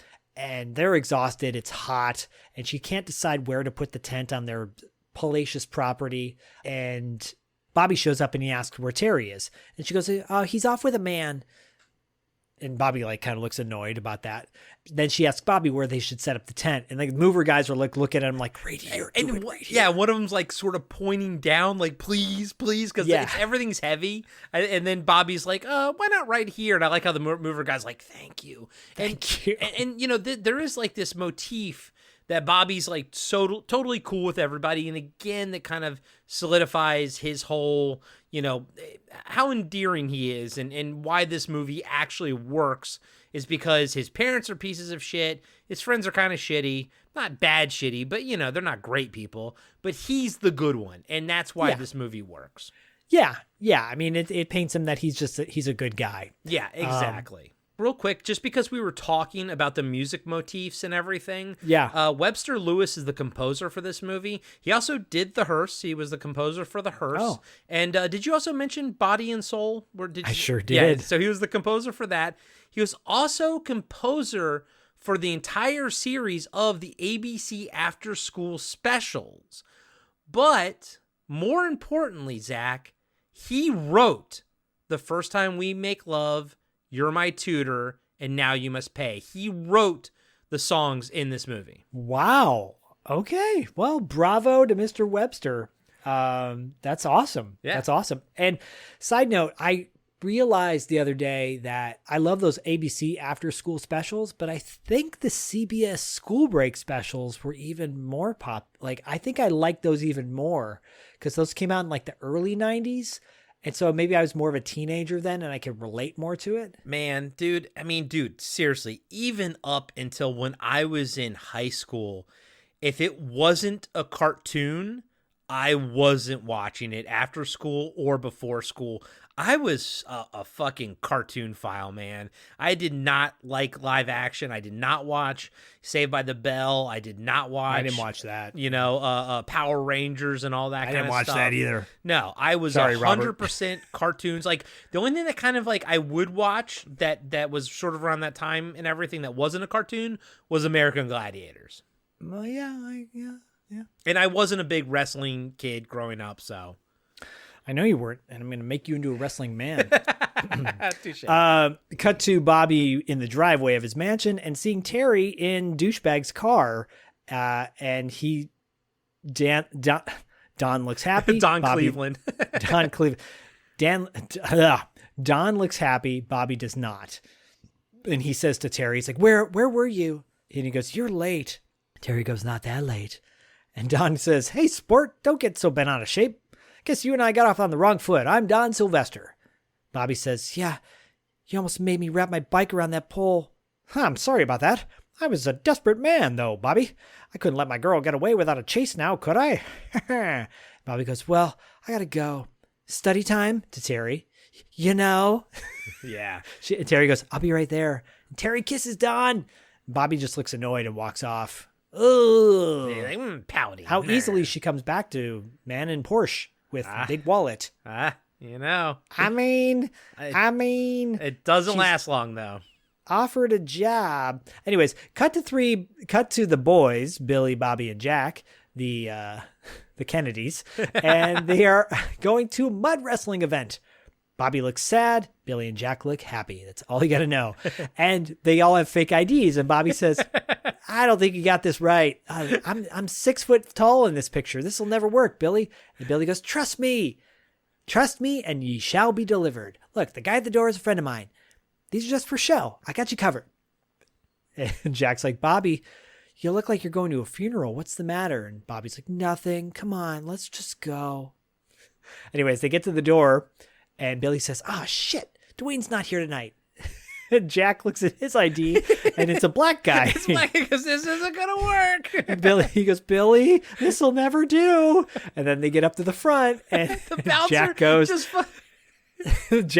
Jack says, quote, hey, Blood, what's happening, man? All right, please, Blood, please. And the bouncer just fucking looks at him, just like, I don't give a shit. Just go in. I'm not getting paid enough for this. He's scared. I'm not getting paid enough for this shit. You just let them all in. He's like, fuck it, go. They all go inside. Quickly cut to Terry showing up at Don's house, and she's looking around for him. He's not answering the door. Cut back to the mud wrestling show. Boys are getting thrown out. You don't even see what happens in the mud wrestling event. All you see is that they all get thrown out the door by these two big buff dudes, and Billy and Jack are covered in mud, and I think that pretty much says it all. Yeah, no, I bet you they filmed it, but this movie is a perfect 90 minutes, and we didn't need to see it, because we're going to get boobs from this scene. We're going to get boobs in a little bit, so it's okay. This is what you want. This is what you get. Because Jack's like, I couldn't help myself. They're the most beautiful girls in the world. Billy's like, yeah, we're going to wait for them. That blonde is crazy for me. I can tell. But she's pinning me. She's really getting off. Bobby goes, I'll be in the car. And he walks off. Cut to the mud wrestlers getting changed. And she's like, they're like, can you believe those guys? They must be crazy. Cut back to Billy and Jack waiting for them. Cut back to Terry walking around to the garage of Don's place. Then Don's in his Porsche getting, the bishop polished by someone else. some chick. And she's just watching him having a good old time, and she freaks out. Yeah, rightfully so. He realizes she's there, and she goes, don't you get out of that car, you bastard. And Don's like, wait, I can explain. You weren't supposed to be here. And she's like, I don't believe you're saying this. And she gets a bush cutter from this wall, and she goes, don't you get out of that car, or I'm going to cut it off. She looks so sad. And then you immediately cut back to the mud wrestlers. I love this. It's like quick. Yep. Cut back to the mud wrestlers with their boyfriends in the locker room. Cut to Billy and Jack waiting for the ladies. They walk out of the bar, and Billy and Jack walk up behind them and say, excuse me, girls. And that scares them, right? And Billy's like, we just want to tell you how much we enjoy your work. If there's any way we can wrestle you privately, Also, maybe of some interest to you that I'm unusually well endowed. Well endowed. And would be happy to demonstrate that fact at any moment. Suddenly, the boyfriends show up who threw them out in the first place. And they're like, what are you guys doing here still?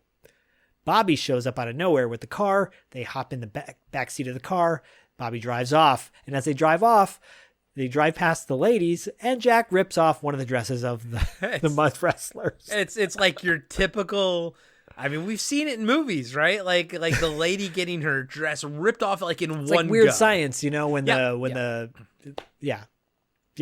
Anyways. Yeah, that's probably what I'm thinking about. Yeah. But yeah, like, oh my God, I'm naked. I'm naked. And the other lady's like, oh, it's just so, it's cheesy as hell, but it's great. It's great too. It's great. And from there, you cut to Terry sitting by the pool, fully dressed, by the way, drinking a glass of wine, sad. Bobby shows up.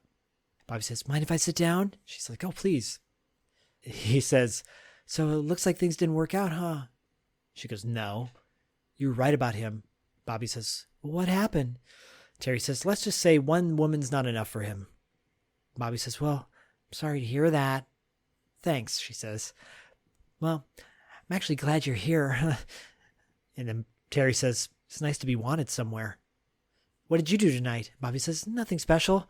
Watched a couple ladies roll around in the mud, get all wet. Terry says, ooh, sounds exciting. It wasn't. I was thinking about you. Terry says, what were you thinking? Bobby says, I guess I was jealous. Terry looks like she's about to cry. And he's like, well, what's wrong? She goes, nothing. I gotta go. And Bobby goes, Terry, I'm really sorry this guy hurt your feelings. It's like very sincere about it. Yeah. Oh, he's sweet. She kisses him on the cheek and she walks off. The pool's empty. Bobby's in his room where he's walking around back and forth. Cut to Terry walking back to her place with her robe on. She looks up at Bobby's window. Lights to his window go out, and she walks back to the swimming pool. Yeah, I was going to say, actually, because she comes, her room is screen left, and before we know that, from this, a couple scenes prior, or the night before, but now she's going from left to right, so she's actually going back to the pool. Now she has, nothing on underneath. And here we go. Because when she gets to the pool, Bobby's there. And she pulls him into the pool. And they start making out. And cut back to her place. She's lighting candles. And you cue the first time we made love. So truly, dude, the first time I saw this, I thought this was just another one of the his fantasies. You know what I mean? Yeah. That's what I thought. Not this time, Skeletor. Not today. Not this time. But yeah, it's wild. Like they kind of get right into it. And it's weird because this movie's like 90 minutes and this is kind of at the 50-minute mark. The movie's almost over. Yeah, we're going to barrel through the next almost 25 minutes essentially. It goes by pretty quick at this point. Yeah. So, I mean, I just got a comment. This is maybe one of the first sex scenes I ever saw as a kid. And I was like, whoa, this is, whoa. I think my brother had this on VHS and he had Lady Chatterley's Lover. Those were the two movies that he had on VHS. They were always never rewound, always to some point. And I didn't recognize the significance of that at the time. Now I do. And yeah, it's as sleazy as this movie is, it's kind of handled tamely. By today's standards, it's very tame. Yeah, I mean, there is a lot of nudity and everything like that, but I mean, one of my first sex scenes I ever saw was Terminator, and that sex scene is a lot more intense. I know, Zach's holding his eyes. I'm sorry, you know what? She's not my mom, so I love love Linda Hamilton, and I'm gonna always cherish that sex scene. Poor Zach. Oh, poor Zach. The first time Corey made love. Go back in time and be your daddy. Cut to Bobby's birthday the next day, and it's a big 80s party going crazy. It reminded me of Billy Madison, by the way. It is such but everyone's wearing suits. Everyone's wearing suits. It's like a dress-up party for rich white people. And this band is ridiculous. The lead singer coked is up, probably. He's so white. He's doing all the white dances. And then all the white people are dancing in this. It's a white people dancing nightmare is what this scene is. What I love though is kind of when Terry comments on it later, she's like, they were very interesting. Like it's obvious, like they're supposed to be a little bit like, what the hell's going on here? Yeah. And suddenly, Jack's getting down on the dance floor with a girl that Billy eventually is interested in. And suddenly Bobby's approached by this Asian guy and he starts talking to him. And he says, Robert, I've been looking for you. I want to speak to you. And Bobby says, yes, sir. How long have I known you? How long have your father and I been in business associates? And he goes, all my life. That's right. You would say I have your best interests at heart. Yeah, I'd say that. I want to say one word to you, Robert. Just one word. Computer chips. Computer chips? Computer chips. I like how Bobby's that's Bobby two goes, words. That's 2 words. And he goes, it's the future. Never forget that. Oh, I mean, it's a throwaway scene, but I'm like, it's actually a really relevant scene. Yeah, it's like, no, dude, go sync up with that guy. Like, go there's hang out your with... career right there. But exactly. I'm not gonna lie. Again, another nice little piece of dialogue. Guys, like one word, computer chips. I like how Bobby's like, but that's 2 words. I know. I love that. It's so smart. Cut to Jack and Billy with Mrs. Crystal in the punch bowl area, and she's getting hammered. Well, and so she kind of implies, she goes, "Be careful on the punch. It's heavy." And so it's like, so did she? Like, is she cool with the fact that like kids are drinking like spiked punch essentially? Yeah, clearly. Yeah. Okay. Clearly. All right. So, and think about it earlier when at that scene where Bobby's having lunch with Terry and they're drinking wine at the restaurant. He's not 21 yet, y'all. So, clearly not okay. Oh, that's a good point. None of the alcohol drinking is okay in this movie, but there is a lot of it. But then the funny thing is later in like one of the last scenes in the movie where they're all having dinner together, Bobby's drinking milk, but that's because it's his dad is there, His dad's there, and his dad's a tight stick up his ass. Speaking of his dad, cut to Bobby's dad in his like living room and like a little living this is like area. His den. This is like his office / den place. Yeah, and Terry walks in and he's visibly drunk. And he goes, Terry.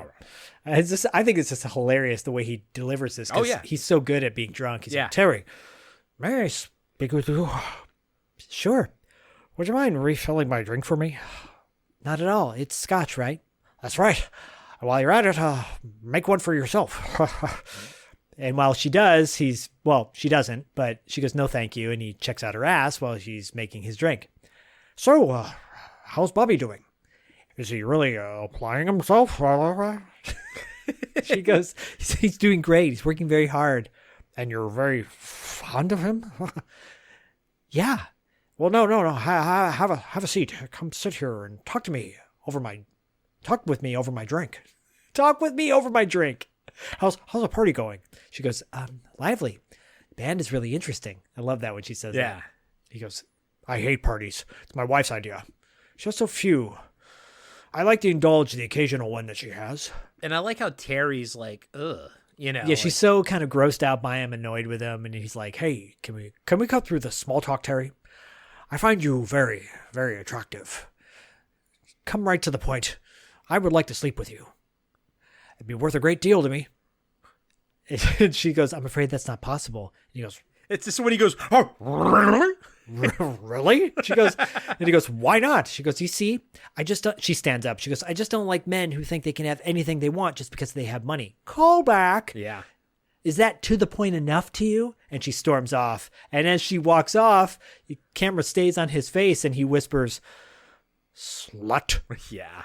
And I'm like, whoa. Yeah, what a piece of shit. And like, remember again, I said earlier, it's like, I do think he has his son's best interest at heart, even though he's a giant piece of shit.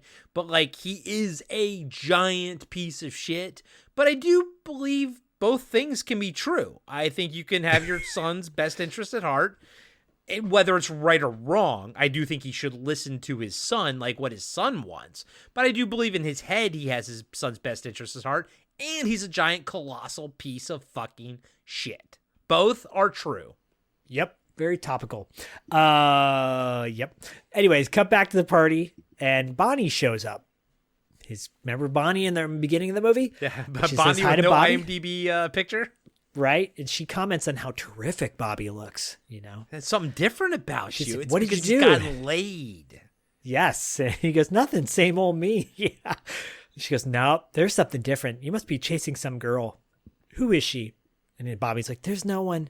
How about you? Still seeing that college guy? And she goes, Biff? Sure. And this is funny because Bobby goes, Biff? Come on. Biff, come on. Nobody's named Biff. Nobody's named Biff. That's a made-up name. Which is really funny. It's really funny. I know. It's really funny. And she goes, and Bonnie goes, I do believe you're jealous. And Bobby's got a piece of bologna in his hand. He goes, bologna. That was cute. I like that. Yeah, there's a quick cut to everyone dancing on the dance floor, and there's a dude there who looks just like C. Thomas Howell in Soul Man. Looks like a white guy who's got like self-tanner on. I saw. Trust me. You know what I'm talking about, right? I saw him, and my first thought was Soul Man because he's dancing with like an African American girl, but he looks like a white guy that was spray painted black and sort of in blackface, and I just immediately I was like, that's C. Thomas Howell and Soul Man. Now, the sad thing is, if that is an African American man, then we're assholes. well, yeah. Anyways, did you know that Radon Chong and C. Thomas Howell met on the set of Soul Man and they got married soon after that? No shit, I didn't know. Yeah, they got divorced, but still. Well, I mean, that's Soul Man for you, right? Y'all should revisit Soul Man. It's actually way better than I think people give it.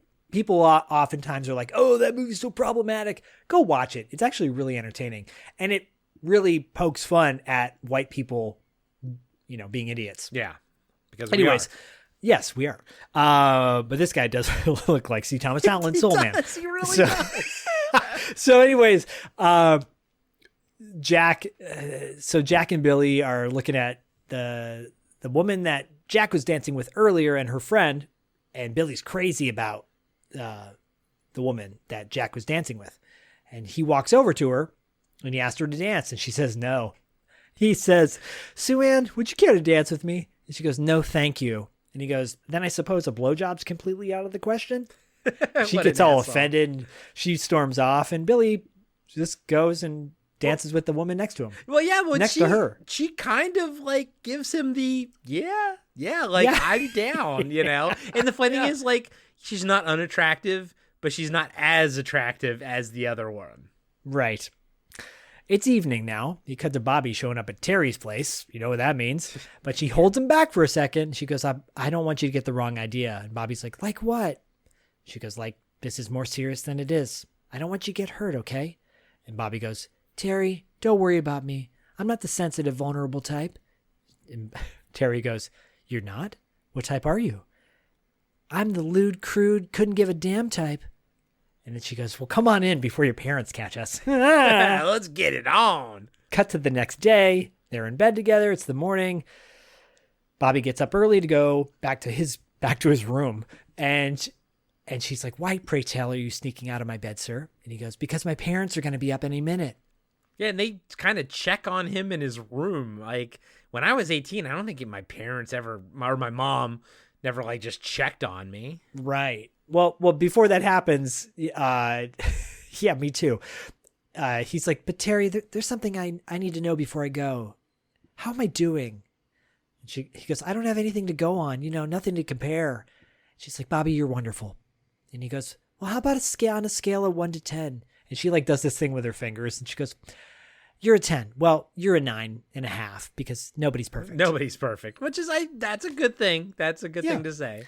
Anyways, Bobby gets back to his place, sneaks into his room, and he like sits down at his desk like he passes out, like he's been passed out studying all night. And his dad comes in his room and wakes him up.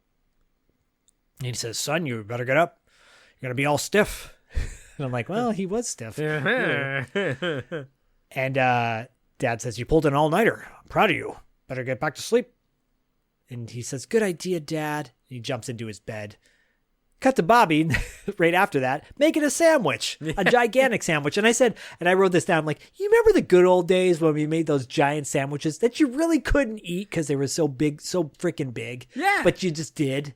Then metabolism slowed down. You had to do one slice. Yeah. I mean, bro, I grew up on the Sunday comic strips, in the Washington Post. Oh, yeah. So I read Blondie and what was Dagwood sandwich. Yeah, it is giant fucking sandwich. And Scooby-Doo and Shaggy always had their giant sandwiches. So, like, of course, I've tried to make my giant sandwiches too. And guess what? You can't fucking fit it in your fucking mouth.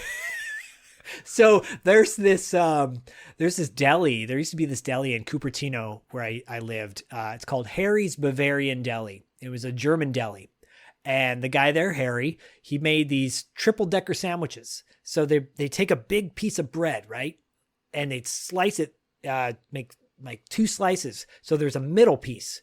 And they put meat on the bottom and they put meat on the top. And it was that size. Yeah. It was that size. And they had this bread. I don't know if they have it down here. It's called Dutch Crunch. Okay. So basically it's like a sourdough baguette, extra thick, but on top there's like this crunchy, almost like sugary layer on top. Ooh. And it's so good, dude. And it crunches when you bite into it, and the bread's soft, but the top's crunchy. Bro. Oh God. Bro, you're speaking my language, because if you ever ask me So hungry. what is my favorite food? Sandwich. Sandwich is my favorite food. Sandwich, my favorite food. I love fucking sandwiches, man. So I'm a little disappointed in the scene because Bobby makes this gigantic sandwich and he doesn't get a chance to partake in it. I know. It's the same thing. I saw the because I was watching him too. I was like, oh, that's good looking. Oh, that's a good looking sandwich. I want that. And then he doesn't get to eat it. No, because fucking Don Sylvester. Fucking Don Sylvester's pulling in the driveway. Bobby runs out to greet him. He's like, what do you want? Don gets out of his car. He goes, I'm here to see Terry. Get out of my way. Bobby says, she's not home. And he goes, well, I'll see about that. And he storms off down to her place. He knows where her place is. So it implies that he's been there. Well, I mean, let's just say that he's probably been there and has been with her. Yeah. I mean, I guess that is the implication, but I was more of like, later on, we see Bobby leave his house, his compound, and the gate has to be opened. It's like, it's a gated home. How did Don get in there, essentially? He got the key code. She gave him the key code. Oh, good point. That's because he came over for a nighttime rendezvous. That's what I think. Yep. No, I think you're 100% correct. Ew. I think that's it. I mean, is Bobby's dad wrong? This movie has some gray areas, man. Anyways, so she's not there, and Bobby's like, I told you she's not there. I told you she's not there. And Don's like, oh, wait. The hell you will. Look, you're trespassing. Now get lost. And Don says, don't make threats to me. I'm a 3rd-degree black belt in karate. I know 100 different ways to bust you up in seconds. And then, of Bobby course, says, he does the Karate Man pose. He does the karate moves, yeah. So Karate Man bleeds on the inside. But what does Bobby do? Bobby goes and gets gunned. Well, I love how Bobby goes, okay, wait here. And he just, like, Don just stays there, does his poses. And he then, keeps doing them. It's like, kya, kya, kya. And then Bobby just straight up comes back with a fucking gun. Maria's, like, watching all this unfold while she has a pot in her hands. And Bobby shoots the gun in the sky and freaks her out. And Don drives off in his Porsche, and Bobby puts the gun in the front of his pants and then realizes that he could shoot his dick off. So he pulls it out. Okay. So that's how you read that scene. So like, yeah, for me, I didn't understand because he's like standing tall and he puts the gun in his pants and then he kind of slumps over and goes, meh, and then pulls it out. And I was like, is it because the barrel's hot because you just fired it? Or like, what? Like it's the weirdest, like the editing should have just been cut. Like when he puts it into his pants, but then it lingers on this weird pose and facial expression he does. I think it's the one time that I was like, I don't know what the movie's trying to tell me right now. I think it's to imply that he didn't want to shoot his dick off. Okay. Yeah. I mean that does make sense, but that's not like what the movie sort of registers, you know? No, I totally see what you're saying though. It is a weird moment. This moment's weird too, because Cut to Bobby on a scooter, and then he's at a lingerie shop. Yeah. Where a woman pokes her head out and smiles, and then she like goes in the back for a minute, and she comes out and she goes, she asks how she can help him, and he goes, "I'm looking for a nightgown for my aunt." Like, what? Come on, dude. It's such a stupid line. Yeah. You know, it's in Summer of 42 when they go to get condom at the drugstore, and he's like, "What do you want those for, son?" And they're like, "Oh, we're gonna fill them up with water and throw them off the roof." Like, no, come on. It is dumb, but I do think that it's kind of smart writing because, again, he's young, he's dumb. But I like how the lady who owns the place, who's very cleavagey and busty, she's like, if you're buying something for your aunt, you're in the wrong place. So I like that, like, she didn't buy that. Yeah, she says you need to go to Sears and Roebuck. Yeah. Remember? Yeah, remember Sears and Roebuck? Yep. Yeah, do the catalogs. We got to do an episode on 80s Kids Unite on the catalogs. Yeah. I'm hoping we can do that soon. Speaking of which, everybody who's new to this show or a new listener doesn't know about our other show called 80s Kids Unite, where we take topics given to us by Patreon listeners. So if you go to patreon.com/podcastingafterdark and sign up, you can give us topics that we will discuss on 80s Kids Unite. It's also on our YouTube channel. So go to our YouTube channel and hit the subscribe button while you're at it. Please, please, please. That would be wonderful. Anyways, back to lingerie. No. Real quick, I will say, if someone does choose the Sears catalog, I have a whole story about how I got in trouble in elementary school because I would cut out the pictures of ladies in their underwear. Oh, God. With my sexy scissors is what I called them. And I had an envelope, and my mom had to have a parent-teacher conference because I had an envelope full, because we were supposed to like make a collage of hats.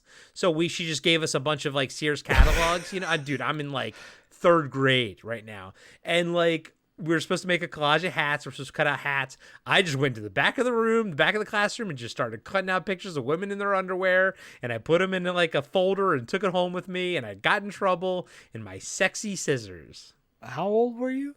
I don't know, 3rd or 4th grade, whatever that is. Okay. This is the first time we made love. This is Corey's trauma episode. Trauma or just unwrapping the onion. Trauma for listeners. Yeah, peeling back the onion. I think it's more traumatic for you all than it was for me. Yeah, I think there are literally people in their showers now scrubbing off. Yeah, I know. I think so. I think that's what's happening. Yeah, this he gets to the nitty gritty and he's like, it's for my girlfriend. And she's like, you know, skinny, fat, big bosom, flat chested. What's the story? And he goes, medium size, very well put together. She goes, oh, aren't you a diplomat? How old is she? 30. Not bad. So he already aged her up. Because she's 29. I know. What a dick. But it is easier just to say 30. But I do like how the lady's like, oh, a modern relationship. Oh, yeah. God, Jesus Christ. Anyways, she goes and pulls out like S&M gear, because that was always the funny thing. She pulls out S&M gear and she shows it to him, but she looks directly at the camera, which I thought was really funny. I'm like, derp, oops, you are not an experienced actor. And she's like, it even has a riding crop to go with it. Yeah.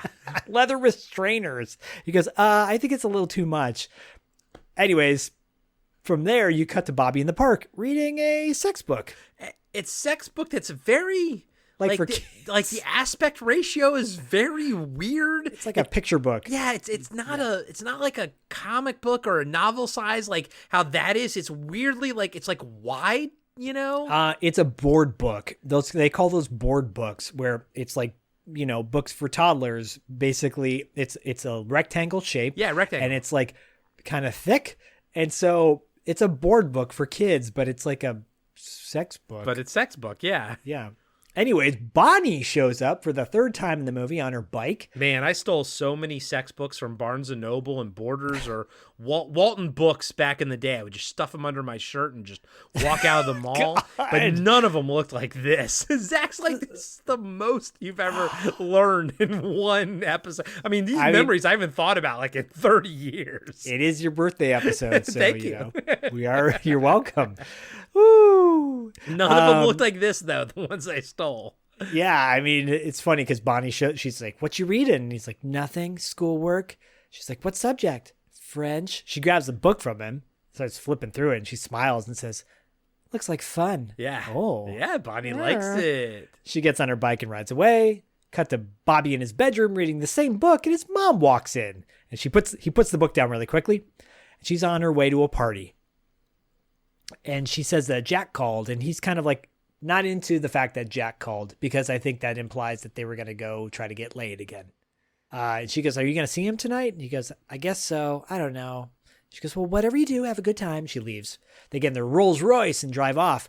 Cut to Bobby and Terry's under the blankets trying out the book. Yeah, and he's kind of Terry's like not failing into spectacularly, you know. It's like it's not working out, you know, but it's still a sweet scene because, you know, what she says. Yeah, she's like, making love has nothing to do with those wild positions. It's got to do with feelings. And honey, you definitely got the feeling. Yeah. No, it's funny. Like, again, this movie's so sort of short and to the point that, like, it hits all the beats. Of course, like, Bobby's going to be experimenting now, and he's got to learn that, you know, it's not all about the crazy maneuvers and everything. Did you ever see The Summer of 42? Did you ever see that movie? I don't. That doesn't sound familiar. If it was on Cinemax at night, maybe I did, but I don't know. They remade it with Mark Harmon in the 80s and Jodie Foster. Jodie Foster was like the woman that this kid, I think William McNamara might have been in it. Anyways, I forget what that movie was called. But yeah, like same deal where like coming of age. Yeah. You know, but it's more of a drama, you know? Yeah. Hey everybody, Corey here. I just wanted to let you know that we'll be right back after these short messages.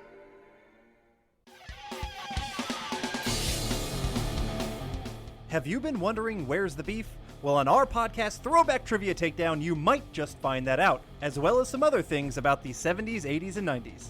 We're a nostalgic-based trivia show that pits two challengers head-to-head in a duel of the decades, with categories ranging from movies, TV, and music, to slang, food, and fashion. You're sure to get the best in retro-themed trivia. So strap on your jelly shoes, grab a surge, and walk like an Egyptian to your favorite podcast app and check out Throwback Trivia Takedown. I heard even Mikey likes it. And now, back to the show. This is the scene you were talking about earlier where we get a little more insight into Manuel and Maria because it's the next day and they're speaking perfect English in the kitchen because no one else is around. And Manuel's like saying, you know, I want to go to Stanford Law in the fall. Maybe I should just go to Berkeley and take advantage of the institution. Yeah, but I think his dad wants him to go to Stanford, so there's like this complete parallel happening. Yeah, are they brother and sister? Yeah, they are brother and sister because she says dad, like, you know. Yeah, Papa has his heart set on Stanford. Yeah, right? yeah. All the boys have gone there, Maria says. And then suddenly Bobby's mom walks in and they immediately shift back to speaking like, you know, I broken English. Yeah, and acting like they don't know English. But it's funny because when they are talking to each other, it's like, you know, it's absolutely perfect English and everything like that. Right, and then she starts speaking to them like an idiot in that idiotic way. Yeah, like water, mow lawn. Like, oh my God, Anyways, they say sí, and she goes, muy bien. Oh, I just love talking Spanish. Yeah. Oh, my God. Anyways, she walks off. They look at each other, kind of like, what the fuck? And cut to Terry walking up to Bobby, who's by his scooter, and they get on the scooter and go to roll off. And they're talking while they're driving off, and he's like, Terry, guess what? They're going away for the whole weekend, his parents. And he's like, now if I can only get rid of Manuel and Maria. Manuel. I did it too. Yeah. Black Manuel. Yes. And Terry's like, you make it sound like a murder mystery. Just give him the weekend off. Bobby's like, oh, yeah, great idea. Why didn't I think of that? Suddenly, Don shows up as they're driving down the road and he's in his Porsche. He's like, Terry, you have to talk to me. Yeah. And she's like, go away. It's over. And he's like, are you getting on with this kid? Bobby goes, get lost, you creep. Don says, you stay out of this. Terry, I love you. You know you're the only one for me. And Terry's like, please leave us alone. He's like, us? You two are making it. And Terry goes, what if we are? He goes, I can't believe it. And then Terry goes, well, it's true. And he's 10 times the lover you are. Don goes crazy. He's like, I'll kill you. And this is a scooter car chase scene that ensues. Yeah. But as they're driving down the road, Don accidentally drives up there's these 2x4, like a pickup truck. A gardener's pickup truck got pulled over by the cops. But it also has like 2x4s, like Zach's saying, out the back, creating a Dukes of Hazzard style ramp. And Don drives up the ramp in his Porsche. It goes flying over. There's 2 cops there, actually. I like one how, on a motorcycle. And there's a really cool shot of because it's like the one cop and the guy getting pulled over are sort of looking, but then the other cop is like also looking, but then they have the wheel in slow motion going, past him. It's a very fun, cool little shot, Yeah, it's cool. And, inevitably, what do you expect happens? The car crashes on its side, but Don pops out because he's alive. He's okay. He's just destroyed. He's like, my baby, yeah, my baby. My baby. So it's, of course, it's like illustrating all he cares about is the car. But unfortunately, as much as I love Don, this is the end of this character arc right here, Yeah, done with Don. But Terry goes, thank God he's all right, because that's supposed to imply that she's got morals and heart. Good point. They did make a point for her to say that, yeah. And seriously, at this point, the movie only has 16 minutes left in it, and it goes by so fast. It really does, because from here you immediately cut back to Bobby's house, and his parents are getting ready to leave for the weekend. Bobby, by the way, is wearing a sweet sleeveless pink tee. I'm like, oh, I would have totally rocked that back in the day. I did actually like that, dude. It actually looked real fucking awesome. They drive off and let the sex games begin. Pretty, yeah, because Terry's there hanging out with Bobby, and the dad, before he gets in the car, he's like, hold the fort down, son. And they drive off. Cut to Manuel. God. Cut to Manuel by the pool. Manuel, not Sorry. Manuel. Cut to Manuel at the garden. Sorry. Cut to Manuel by the pool gardening, and Bobby walks over to give him the weekend off. He says, Manuel, can I speak to you for a second? Manuel's like, si, senor. And he tells him to take the weekend off, and he says, come on, Manuel. Knock it off. I know you and Maria speak perfect English. And then suddenly Manuel goes, how long have you known? Perfectly. He's like, how long have you known? And Bobby goes, a couple of years. It's all right. Your secret's safe with me. Just take the weekend off. And Manuel goes, we will. Yeah. Oh, and Bobby, gracias. yeah, I like that. And again, that's it of Manuel and Maria. But I like that. I like that Bobby is like, I've known for a couple of years, and you can tell Manuel's like, oh shit, he never ratted on us, you know what I mean? So he's cool. Right. All of this just builds up the fact that Bobby's actually fucking cool. Right, exactly. Cut to Bobby doing push-ups by the bed while Terry's watching him, and it's nighttime now.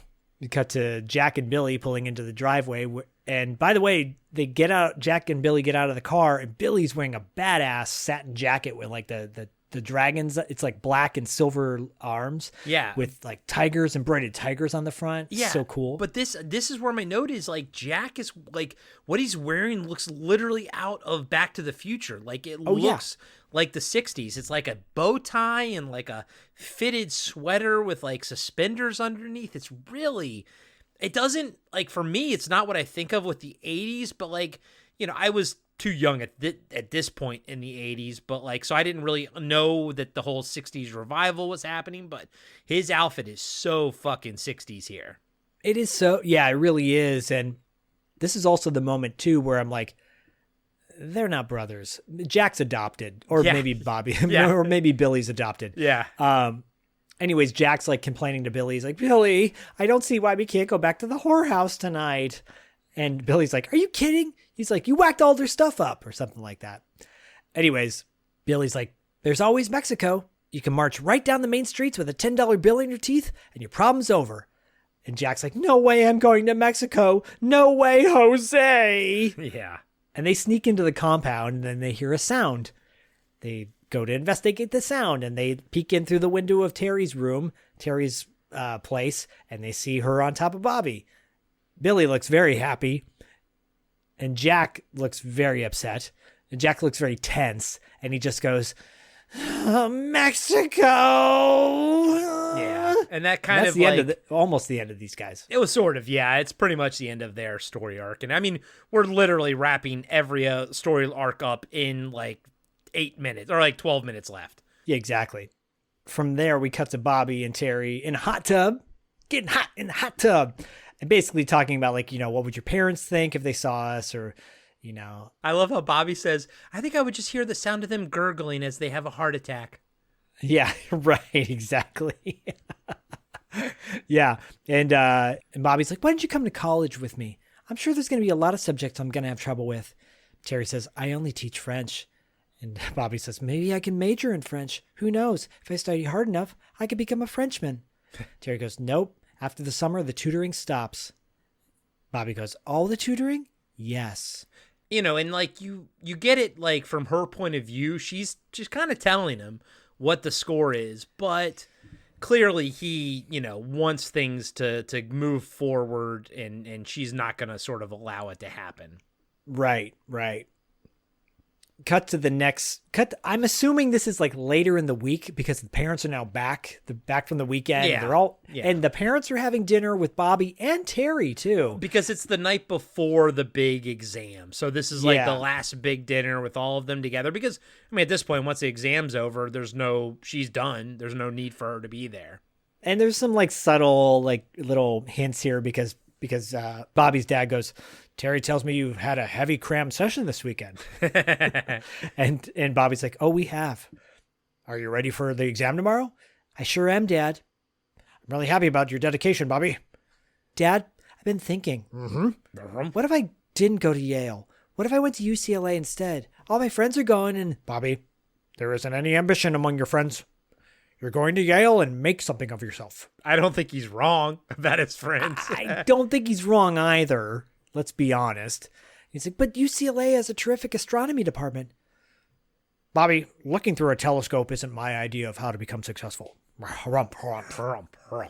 Bobby goes, no, but it's a good way to become an astronomer. That's quite enough, Bobby.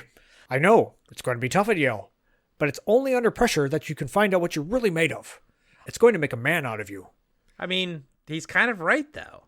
Right. And Bobby's getting worked up about this, and he's getting, he's starting to get pissed off at his dad. And that's when Terry, under the table, puts her hand on his thigh and kind of squeezes it. And he, like, calms down. And he goes, let's not hear any more talk about UCLA or stargazing, you understand? Bobby goes, sure, Dad. No more stargazing. And drink your milk. By the way, as someone who's lactose intolerant, that made my stomach churn.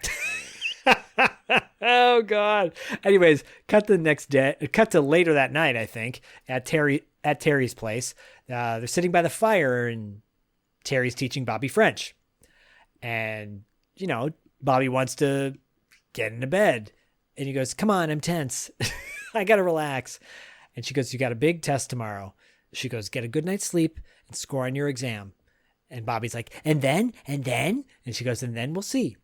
And Bobby leaves Terry's place, and they kiss as he's leaving. And who's watching from the window above? But Bobby's dad looking out the window. Of course, because we have to have, story script wise, we have to have our lowest moment come before, the rise. And man, the lowest moment comes and goes so fast. It's probably the fastest I've ever seen in a movie. And I kind of like it. I'm like, yeah, okay, cool. Yeah. Okay. Yeah. Like, I'm cool. Yeah. Like, as I was saying earlier with like the plot coming into play 15 minutes in, like that was so very standard. This movie's like sort of emotional climax is like all of like 5 minutes. It's really funny, actually. Yeah. And then it's not. Yeah. Anyway, we'll get to that. Yeah. Well, same with the test, because the test was such a big deal, right? So cut to the next day, Terry's waiting outside the school, and just Bobby walks up and she's like, well, what happened? What'd you get? And Bobby goes, 91. And he gets all excited. She gets excited. Everyone's excited. Billy and Jack roll up in their car. Jack's wearing a poncho and a sombrero. Bobby yells out 91, and Jack starts screaming 91, and you hear Mexican music playing, and they just drive off. And that's the end of that. Yeah. Like, I got a 91 on the test. It's done. There's no like crams. There's no montage. you know? Because the test was just the MacGuffin of the movie. The movie's about, his relationship with her. Ultimately, the test doesn't matter. Now, I will say it was nice that his friends showed up to actually root him on. Yeah, to see what it was. But at the same time, I was telling Myra how I do believe maybe this movie was completely filmed with just Caren, Kaye, and Matt and everything like that, lasagna head, and because this is the only scene that technically Billy and Jack are in it. The same scene with Caren, Kaye, even them looking through the windows could have been more of an intercut scene, and they might not have actually been there. I think that they went in and added Jack and Billy later. Do you know what I mean? And I do. Yeah, because it's weird because it's like this weird. There's such a weird separation between his friends and the storyline with Caren, Kaye. Well, let's be honest. She's 12 years older than him. She wouldn't be hanging out with them anyways. And he's not gonna want to have his friends hang out with her. Right. And my lady of the night that I dated in college did not meet any of my friends either. So fair enough. But yeah, that being said, yes, it is nice that his friends showed up, but that is literally the end of Jack and Billy. It is that no more Crispin Glover, no more Billy and Jack Kennedy. Generic, whatever the other guy's name is. Yeah. So from there, Bobby and Terry, oh my God, Bobby and Terry are on their scooter driving out the PCH. Oh, totally the PCH. Yeah, it got me a little sentimental. I was like, oh, because PCH, as of this recording, PCH is still closed from Santa Monica to Malibu. Oh, so damn, it's decimated. Yeah, they got National Guard basically. If you're not connected to, if you don't have property there, they just have you turn around. Anyways, they're go up the coast and Bobby's like, let's keep going. Terry's like, you're crazy. And Bobby's like, no, I mean it. Let's go to San Francisco. I got money. I got $132.45. I already got a reservation in Carmel. I'm like, wow. Oh, trust fund, baby. You just don't even know. Anyways. And Terry's like, Bobby, you got to go back. And so Bobby pulls over to the side of the road and they're looking at the ocean and says, too serious, huh? I just want to be alone with you for a couple of days. That's all. Is that so serious? People do it all the time. Terry says, I got to get back to the house. I have a lot of loose ends to tie up before I go. Bobby's like, go? Go where? Terry says, I'm going to visit my family in France. France? You haven't told me anything about France. When did this come about? Terry says, I made the reservations last week and I'm leaving tomorrow. You're going to France? You never told me you were going to leave me. Bobby, I'm not leaving you. I'm going away, that's all. Same difference. No, it's a very big difference. Yeah, either way, you're leaving me. He gets annoyed. And actually, honestly, I think that's good writing, from the writer's point of view, because Bobby's viewpoint is very childlike, and her viewpoint is very no, there is a difference between me going somewhere and me leaving you. Yeah, 10-year age difference at that time can make a huge difference. Yeah. And I got to say real quick, just because I'm always, fascinated by these type of things, watching them drive around, up the PCH on his scooter on the highway with no helmet. With no helmet. So I was just curious. I looked up, when did the helmet law go in effect in California? I'm shocked. 1992. I thought it would be the 80s. Yeah, it's funny you say that because I remember a stand-up bit from Seinfeld back in the day where he was talking about we shouldn't have that law. If you want to have that law is it's just a dumb law. You should wear your helmet, period. Yeah. If you're stupid enough to not wear a helmet and crash your bike and die, well, that's on you. Right. And it's so funny because the first season of Seinfeld was 89. So technically it's an 80s show, but Seinfeld's not. Seinfeld's such a 90s show, It's such a 90s show. I would never associate it with the 80s. No, I never think of it as an 80s show. All right, here we go. So we cut back to Bobby's house and Terry and Bobby walk in the front door, and Dad's waiting for both of them. Bobby, I've got to talk to you. I want you to come into my office. And he just stares at Terry with a grin on his face and he closes the door. He says, congratulations, the school just called. Very proud of you. Thanks, Dad. I now have the bittersweet obligation of having to pay Miss Green that bonus of $10,000. Bobby goes, Terry gets a $10,000 bonus because I passed? Oh, she didn't tell you? Maybe that's why she gave you such special attention all summer. People don't always do things for the best motives, do they? Bobby gets up and tells Bobby to sit down. And he goes, there's more I want to say to you. Bobby goes, that's okay. You said quite enough. Well, listen to me. Bobby goes, no, you listen to me. All my life I've been listening to you. Now I've got something I want to say. Drop it. I'm going to UCLA this fall. The Stargaze. That's where you'll find me. And Bobby storms out.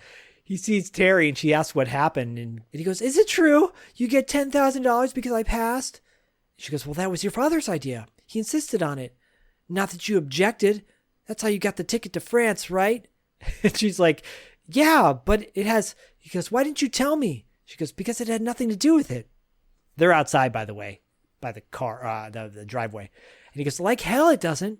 God, I should have seen this coming all along. Why didn't you just talk to me at the beginning, huh? How could you have made some kind of arrangement, like a hooker? And then she slaps him. Yeah, rightfully so. She tries to console him, but he gets on his scooter and rolls off. She just watches him go. Cut to Bobby on his scooter, and he's riding down what looks like, Calabasas in like Malibu area. Yeah. You know? He's. So Bobby goes to like make a left turn onto this highway, and there's a truck coming down the road and almost hits Bobby. And Bobby swerves his scooter and he totally crashes on the ground and slides. Yeah, rips up his shirt and everything. Yeah. And again, this is what made me think you should be fucking wearing a helmet, dude. He should be. But I love how the truck that cut him off and caused him to wipe out just peels out and leaves because he's like, I'm not gonna deal with this bullshit.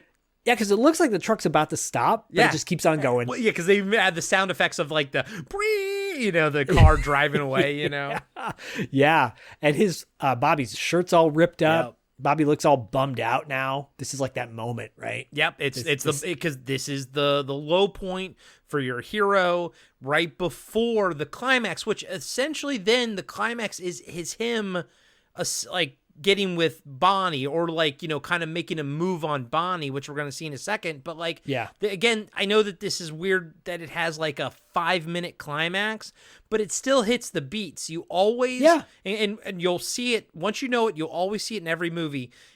Right before the end of the second act, going into the climax of the third act, it always ends. The second act always ends with the lowest point for our protagonist, like an absolute lowest point. It's that, so going into that, this is what this is. So he's wiped out. He's lost his babe. He's lost his, his girl, Caren Kaye. His bike is destroyed, but he's got to pick himself up and go into the climax. Oh, his life is so bad now. He has to go to Yale. Wah. He lives in a mansion with his father's money. I mean, he could have died in that wipeout, though. Yeah, that's true. That is true. That is true. So yeah, it cuts to Bonnie's house outside her palatial estate, probably in Encino Hills somewhere. Yeah, and he's staring at her outside her sliding glass window. He taps on the window, wakes her up, and she's like, "What are you doing here?" He's like, "I have to talk to you." And she comes outside. And sitting by the pool. He's sitting by the pool and she joins him. And that's when I wrote down all these rich white people by pools. And she goes, well, what's up? And he goes, will you go to the movies with me on Saturday night? And she goes, Bobby, you came over here at 2:00 in the morning to ask me to go to the movies? Bobby goes, yeah. What'd you expect me to do? Telephone? And Bonnie goes, yeah, that's the way guys usually do it. She goes, but the problem is I promised Biff. And he goes, forget Biff. She goes, forget Biff? He's through. Finished. He's too old for you. Too old? He's 20. Way too old. Why don't you pick someone your own age? She goes, well, who's that? He goes, me, for instance. She goes, Bobby, you're like, and I think she's about to say like a brother. Yeah. And he stops her from speaking, puts his fingers on her lips, and they start making out. Yeah, I mean, this is a man's movie. The first time. Cut to the next day. There's a cab outside of. This is it. This is the finale of the movie. Well, first off, I like how Bonnie didn't even, make any note about his torn up back, I know, and probably smelled like sweat and just grossness. Well, yeah, because she also, like, his back was to her when she came up to him, you know. His back is all, like, shredded. New style, Bobby? Yeah, it's cool. my new style. That's really radical. Right. Cut to the next day. There's a cab outside of Bobby's place, and Manuel is, hey, I did it. He's loading up the trunk of Terry's stuff, and Terry shakes his hand. He walks off. Bobby shows up out of nowhere and they walk over to each other. And Bobby says, sorry about what I said yesterday. I was stupid. And Terry says, I'm sorry that I hit you. And Bobby says, I wish you would have shot me. And Terry says, so where were you last night? Everyone was so worried about you. I was over at Bonnie's. Terry nods and goes, yeah, I think it's time for me to go. She goes, otherwise Bonnie's going to have a big fight on her hands. And they hug and she kind of kisses his neck. And Bobby goes, so it's off to France. Sure you don't want me to come along? Like a translator for the tough words? Terry goes, I think I'm going to wing this one on my own. And this is actually my favorite line in the movie. Yeah. And I love this. Bobby goes, I'm going to forget you. And she goes, Terry looks really intense. And what does she say? She goes, no, you're not. And he's like, no, I won't. You know? And I was like, I love that. I thought that was just beautiful.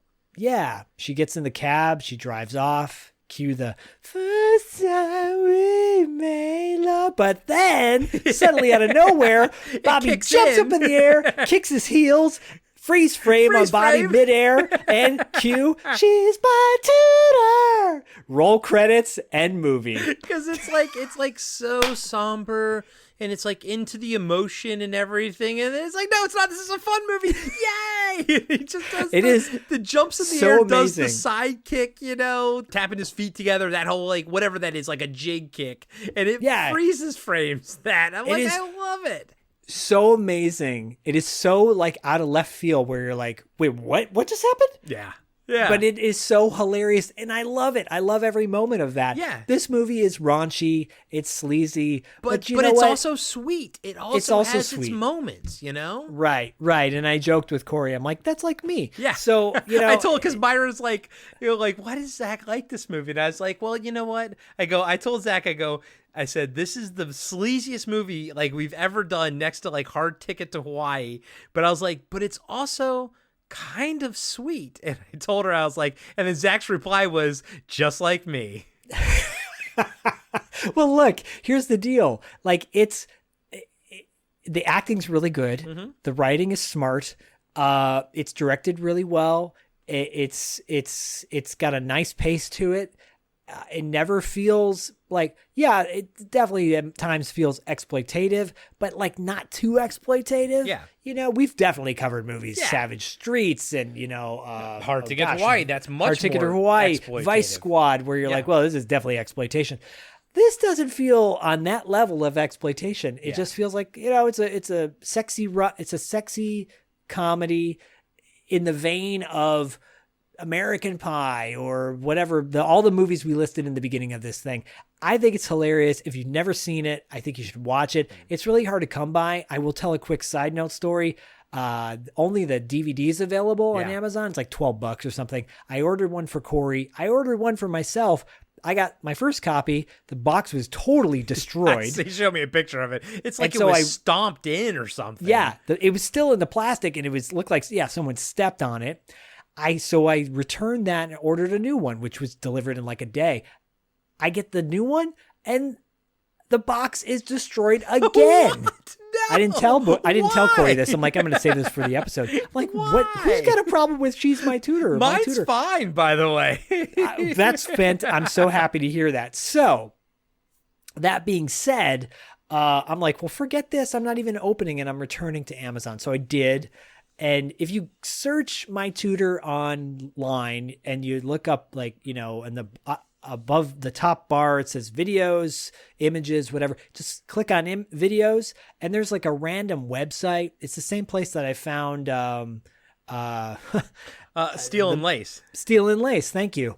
It's I think it's like a Russian YouTube site, basically. And there's a perfectly fine HD version of it on there, too. So you can watch it for free if you just search it. Okay, because, like, watching the DVD, God, remember when DVD was, like, the pinnacle, But, like, watching it on, like, my HD flat screen TV, it's so interlaced, it's crazy. But, yeah, dude, like first off, Kino, put this out on Blu-ray, please, because I would definitely upgrade it. Yeah, this is a Kino pick, not a Vinegar Syndrome, because I think it's not sleazy this is either enough Kino for or Vinegar Syndrome. MVD, one of the two. Yeah, I could see MVD putting this out. If they put out joysticks, they should put out My Tutor. Yep, I have joysticks. I haven't watched it yet, but I do have it. But yeah, dude, like, I think this movie works, like I said before, because the main storyline is actually sweet and endearing. It's not raunchy. Like, I mean, yes, there's nudity. Kaye gets nude. We have sex scenes and everything, but it's not raunchy. There's raunch around it. Like, there's all the, like, we talk about the vignettes and everything with the friends and whatnot, Jack and Billy and everything. That's where the raunch comes from. But at its core, it's kind of a sweet little movie, and I think that's why it works. I mean, this is fan service out the yin yang. I mean, there's a shit ton of nudity in it. It's a lot of fun, but what's in there, what's at the heart of it is nice. And I think that's what makes the movie overall really work. I mean, it really, really does work. Yeah. I think it's I think it's kind of like a harmless comedy. It's with an insane amount of nudity. Like a harmless R-rated go show this comedy. to your 10-year-old kid. It's okay. No, I mean, like, harmless in the sense, like, adults would watch this, and I don't think they'd feel like icky about it. I think they'd be like, this is very timely for the 80s. Yeah. It's a kind of perfect capsule of the 80s, and it's got some fun little ditty songs in it too. And the songs are bangers. I mean, come on, yeah, dude. So I think everybody, if you haven't seen it, check it out. If you have seen it, well, some of you have already shared that. Yeah, I have some very interesting stories. Artie talks about one where he watched this movie like under the bed or something like that. It's so thank you, Art, for your little shout out in comments on Instagram, and go to our Instagram and like let us know what you thought. Yeah. Go to our YouTube when this gets posted up on our YouTube, the audio only. Go write some comments there. Yeah, let us know what your tutor moments were. Right. All right. So Corey, what is going on the rest of the month of February? Can we share anything else that's going on? Yeah, so Zach and I on Patreon, we dropped our, not the penultimate episode of the Coscarelli Factor, but we're getting close. So we cover his 2 music videos, one by Dio and one by Remington Ridge Trio, which is Bill Thornberry's band. And, Don Coscarelli directed those 2 music videos, and we kind of discussed them and how they fit into Don Coscarelli's overall filmography. Next month, we're going to be covering Ravager, and then we'll kind of be wrapping that up, and we'll be moving on to another auteur. And this is all under our Auteur de Force tier on Patreon, the $5 tier. If you join now, you get 2 years plus a couple months worth of John Carpenter movies, and then we went into Don Coscarelli, and then next auteur you're all gonna decide. We're looking at Stuart Gordon, we're looking at Cohen or Lustig. We're gonna let you guys all vote on that, and then whichever one you guys vote for, we are going to dive into. So that's our $5 tier. If you sign up at the lowest tier, you can get access to Wrap Up After Dark. If you sign up to the $5 tier, you get Wrap Up After Dark and you get the Auteur de Force. And at the highest tier, you can actually pick what movies we break down next month. We're going to be all Patreon picks next month. And if you want to find out what those picks will be, we always announce them on Wrap Up After Dark. Also, when I go and edit this episode, I'll be jotting down notes of what Zach needs to talk about on Wrap Up After Dark. I kind of tend to do that when I'm editing. I'll be like, okay, we need to bring this up on Wrap Up and everything. So, but it's also more of a general discussion. But, we do have a pretty robust Patreon page. So check it out, patreon.com/podcastingafterdark. But that being said, Zach also has a very robust Patreon page for $2 late fee, and that's patreon.com/$2 late fee. We know we have a lot of cross-pollination. And if you're a Patreon member to either one of my, Pad, Zach's, and me, or $2 late fee, Zach, you can suggest 80s Kids Unites topics. And every month, that show is powered by you all. Now, granted, this month, because it was my birthday pick, I am a Patreon member for $2 late fee. So it wasn't a cheat. We didn't cheat it. So I picked it. We did Intertech. And but next month, Zach, I think maybe you can give a little what is next month for $2 late fee, and that will also, the theme for $2 late fee will also encompass the theme for 80s Kids Unite next month as well. So what is that? Yeah, so every March on $2 late fee, we celebrate martial art madness by devoting the entire month to martial art movies from the 80s and 90s, or martial arts in general. So we'll be covering Robert Ortiz, who is a Patreon member of both $2 late fee and Podcasting After Dark. His topic is I changed it a little bit, but it's going to be favorite martial art hero and favorite martial art villain from the 80s. So that'll be the topic on 80s Kids Unite. David Allman will be joining us for that. David Allman is a Patreon member, but he's also a prolific artist as well, musician and director. And he made a really cool Crow movie that you guys should all check out. Actually, go to David Allman's page on Instagram and you can get more information about that. He's just a really talented dude who really loves martial art movies. And he's actually going to be joining me for a proper episode of $2 late fee, revisiting No Retreat, No Surrender, because the interview we have coming up this month will be with Kurt McKinney and J.W. Fales. If you don't know who they are, it's basically the two leads of No Retreat, No Surrender, the two good guys. So that's a really big deal. More on that on $2 late fees page. But yeah, 80s Kids Unite will be a very fun topic once again for martial art madness. Yeah, and it's fun, too, because one of the two movies we're covering next month on Podcast After Dark is also one of Rob's picks. So that'll be a lot of fun. It's actually a movie that is very near and dear to my heart, and is one of the movies where I first learned about having a crush on somebody. And as Diallo would say, the heart pangs were real when I was a kid. I'll talk more about it on the movie, but for me, it's a very near and dear film for me. Yeah, I'll be breaking that movie down for Robert, and actually I already started a little bit, so I'm excited about that, and excited to keep the train rolling here at Podcasting After Dark, and of course $2 late fee, and of course Territory Marks. And of course, Territory Marks. Territory Marks, actually, I count them as seasons, but we just dropped season 3 with Paul and I, the season 3 premiere, a very fun episode of Territory Marks, where it was a very infamous spot where a referee goes through the ropes and he gets his neck caught in the ropes like hangman style. And it was talked about in a previous interview we did with the referee who that happened to. This wasn't staged, it was a real thing. It was staged. Okay. But it was done in a way that was shocking to everyone involved in the match. Okay. And the match itself, it's wild. It involves cocaine getting thrown in a wrestler's face and a whole lot more. So that match was wild. Of course, Martial Art Madness Territory Marks. We will be featuring. We'll be celebrating the Year of the Snake in lunar calendar year. Yeah, we'll be doing a Jake the Snake match from the Territory days before he joined the WWF. So I know I said that I didn't watch a lot of wrestling growing up, but I've always my closest friends, Zach, Luke, Xavier, they've always been huge into wrestling. So I've always even though I kind of didn't have much interest myself, I was always exposed to wrestling. And as a kid, one of my first wrestlers that I really liked was Jake the Snake Roberts. Yeah, he actually has a pretty deep history in the territories. Cool. Which we'll be going into on our Patreon, because Patreon for $2 late fee has its own Territory Mark show called Legends of the Territories, and we'll be covering Jake the Snake for the month of March.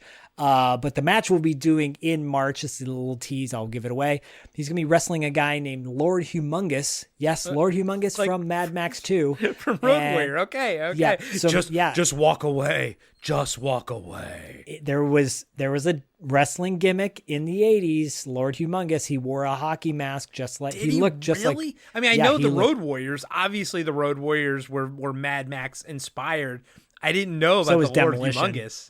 Yeah, Lord Humongous, there were a couple different guys who portrayed Lord Humongous, one being Sid Vicious at one point. It was early in his career. Psycho Sid, okay. Yeah, but this was before that, right before that. Yeah, you'll see when that episode drops, you'll see the artwork for it. I already did it today. It looks badass because it's like Jake before he had long hair and the snake. He wasn't really rocking the snake vibe, just called himself Jake the Snake Roberts. Okay. And Lord Humongous in a cage and it's mask. They're both wearing masks. They're both wearing hockey masks. Wow, man. Wow. Anyways, Lord Humongous, yeah, it was a lot of fun. Man, you have it in your pile somewhere, but we're going to cover Mad Max at some point. I can't wait. Yeah, I'm looking forward to it. By the way, I know everyone loves Road Warrior. My favorite is actually the first one. My favorite's Mad Max. Oh, mine too. I actually like that one. Heads and tails above whatever that expression is above Road Warrior. Yeah. And of course we love Road Warrior and Mad Max above Thunderdome.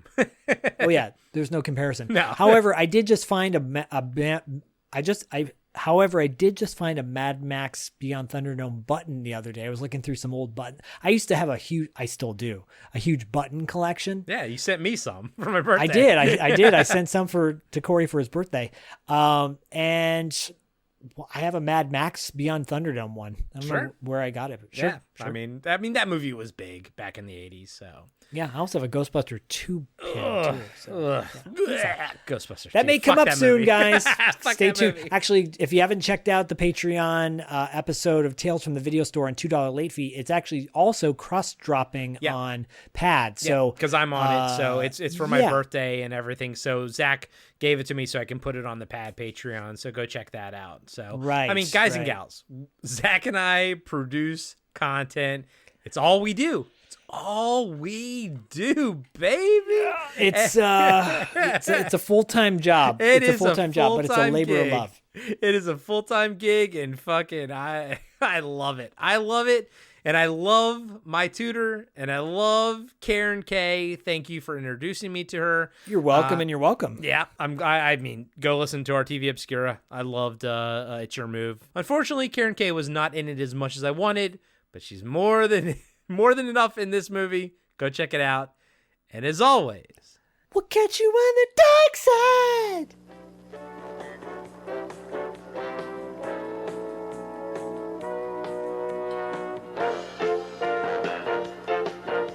Be sure to subscribe to Podcasting After Dark and give us a 5-star rating on iTunes. Support Podcasting After Dark on Patreon. Follow us on Instagram and Facebook at Podcasting After Dark. And visit us next time for another installment of Podcasting After Dark with Corey Stevenson and Zach Schaefer.